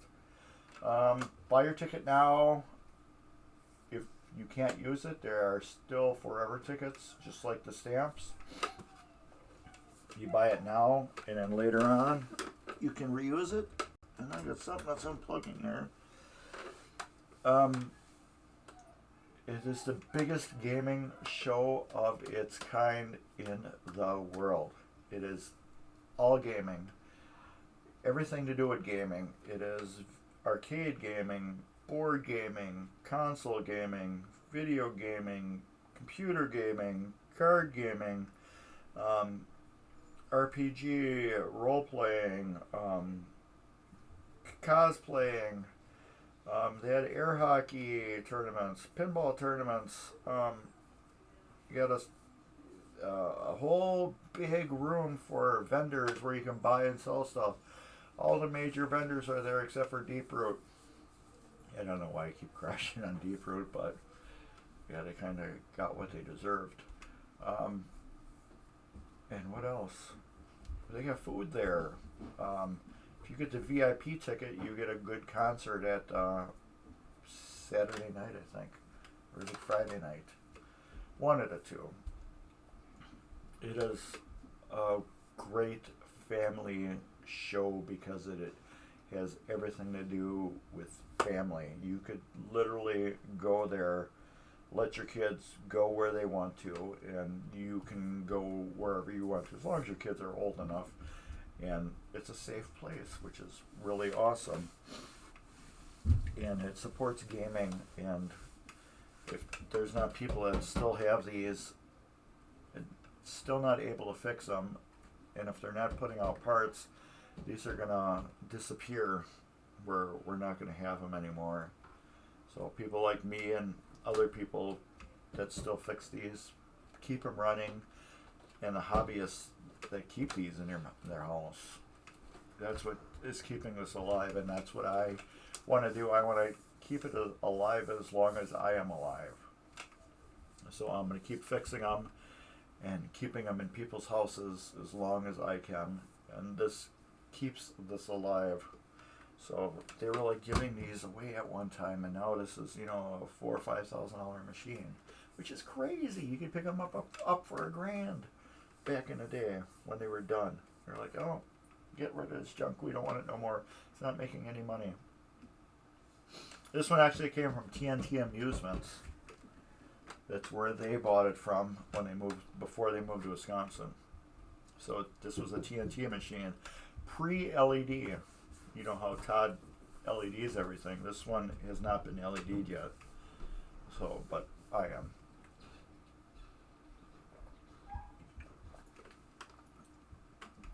There's my link. Please check out Mark's Basement Arcade on YouTube. I do this. This is all for free. So I just ask for right there. Subscribe to Mark's Basement Arcade. Also, what do I do? I swatch cameras. I hit the button that my mouse button was over here. So let's do this. There we go. That will show you right here and right. Oh, it doesn't. Yeah, it will show you right here too. How to use your Prime membership if you have Amazon Prime to get a free subscription to the Midwest Gaming Classic TV MGC Twitch channel that you are watching right now, or you're watching YouTube. But either way, you can follow us for free if you want to. You can subscribe, and that all of everything that I'm doing is volunteer work for Midwest Gaming Classic because I believe in their mission and keeping the gaming alive, so I am more than happy to do this for them. I just ask click on the link here, or you just figure out Mark's Basement Arcade on YouTube and subscribe. That's all I ask for. Check out my videos. I have tons of EM videos, and I'm getting more into. This will be on there. For solid state games, there will be some Cyclone coming up. Space Shuttle will be coming up. Funhouse will be coming up. There is a full rebuild on Taxi. There is a Wildfire that is coming up next week. Baywatch is on there. World Cup Soccer. The cool World Cup Soccer, not the older one. What else? I'm sure I'll have some Victory stuff on there. I'll have some Flight 2000 eventually on there. But yeah, there will be newer stuff. So if you want to see a Wildfire get rebuilt, not that Wildfire, but my other Wildfire. Oh, that starting noise. Not that Wildfire, but an older Wildfire. That one's mine. Wildfire story. I know I'm dragging. I bought one, got a Flight 2000 Wildfire deal for doing a Sorcerer playfield swap. And I had a guy that had bought a Star Auction off me, and one of his friends wanted a pinball machine, so he contacted me, and I told him I had this Wildfire. Never played the game before. I figured it sucked, which I think a lot of games do, and I find out that they don't. But anyway, so I sold it. And then I got it all back together, and then we streamed it on Twitch on TurboGrafx 7. I'm not sure if it was Buffalo Pinball at the time. Maybe it was. Anyways, we streamed it, and everybody thought this game rocked. For what it is a great early Stern pinball machine. So I regretted selling it at that point. And Gar from the Garcade, if you don't know anything about the Garcade and you're in Wisconsin, southeast Wisconsin, you need to know about the Garcade. Just type in Google the GARCADE. $20 all day. You play games all free. $20 admission and everything's on free play. But anyways, I was at the Garcade and talking to Gar, fixing one of his machines. And yes, I do fix machines for cool places like the Garcade. He's got a couple of EMs that he doesn't like to mess with.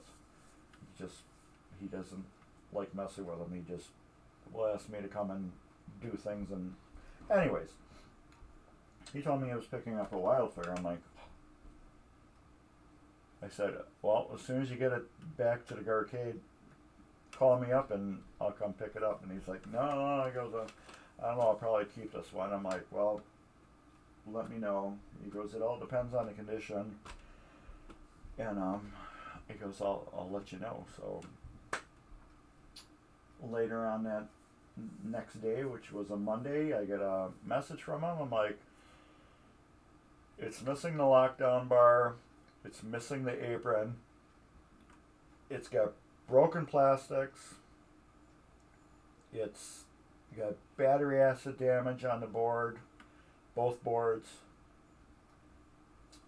it's filthy. It's got bent switches all over the playfield. Do you still want it? And I'm like, yeah. So worked out a deal, and I bought it. I actually paid more for that lockdown bar than I paid for the whole game, which is crazy. Finding a Stern lockdown bar. The apron I got from Dave's Arcade, a trade deal on that. Bought all brand new plastics from Marco, which is crazy. I rebuilt the MPU myself, which wasn't too bad. I got a light board from Dave Brennan, Dave's Arcade. He gave me one. He had several extra ones. Bridge rectifier is shot, so it has no high power for the displays, so I didn't know if the displays worked. So I like the Wolfpack displays, so I bought Wolfpack displays. What's nice about Wolfpack displays, they do not use high voltage. They run off the 5 volt step that is powering the chips normally. So even though it says high voltage going to these displays right here, there we go. There's also 5 volts that go to the chips that run the original displays. So Wolfpack piggybacks off that power supply and runs their displays. And that flickering that you see right there, those are all Comet fire bulbs. And this is all Comet bulbs in this game. I love it. Just put that away. So yeah, that's all the retro SMD bulbs. Probably turn the light off, maybe see it a little bit better. See, it's got a nice glow to it. I know it's like overpowering right now because that's just my camera, but they're better now. Yeah, those are all retro SMD bulbs in there. I did that on the last Wildfire too, but this is mine. This is my keeper. I love this game. It's a butt kicker, and I just got that high score, 696, 970 yesterday. Yeah. So yeah, I love this game. It's a fun game. I'm glad I actually sold the last one. It wasn't in as good condition as this one. This one's in a lot better condition. But anyways, I'm rambling on. So anyways, everybody, yeah, check out Mark's Basement Arcade on YouTube. Check out the Midwest Gaming Classic. Here is the link again. There we go. Check out Midwest Gaming Classic. I hope to see you there next year. And I think I'm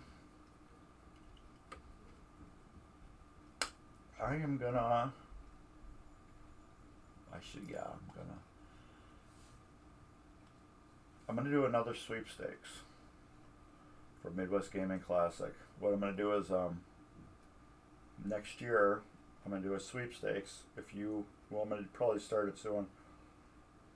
If you win, I'm gonna give you $100 at Midwest Gaming Classic. So yeah, we'll do that. So in order to do that, you become a subscriber at Mark's Basement Arcade on YouTube, and I'm gonna post up random videos, and like I did last year, and I'm gonna take the winner from all them videos and put them in one lot, and then pick one out of those videos, and when you see me at the show, hit me up and I'll give you $100. How's that sound? I think that sounds pretty good. So yes, we will do that. I don't know when we're going to start it, but you can start by going to Mark's Basement Arcade later on tonight about 7 o'clock. 7 o'clock this will be uploaded to Mark's Basement Arcade. Just go and comment, just put 100. There you go, that's all you need to do. And with this video, will be the start of it, and I will keep a list of everybody who commented through YouTube, and then we'll put you all in a drawing. And no, actually not this video. I'm gonna do it like I did last time, but I'm gonna put pop-up videos that will be up for a certain amount of time, and then yeah, we'll do it like last year. I'll do a bunch of videos and I'll put them up, and then when you're watching the stream, they'll be in the stream, and you can win through that. I'll put the link up, and then you got like a day or two to put 100 in those streams, not this stream, in those videos. We'll go more over it next week. So yeah, you find me at Midwest Gaming Classic. Tell me where you're going to be, because I will be there every day, unless something crazy happens where I'm not gonna. But I will find somebody to give you the $100, and it's my way of saying thank you for following the Midwest Gaming Classic TVMGC, and also being a subscriber to Mark's Basement Arcade. So like I've said before, it's not what you got, it's what you give. So take care, everybody, and later. Bye.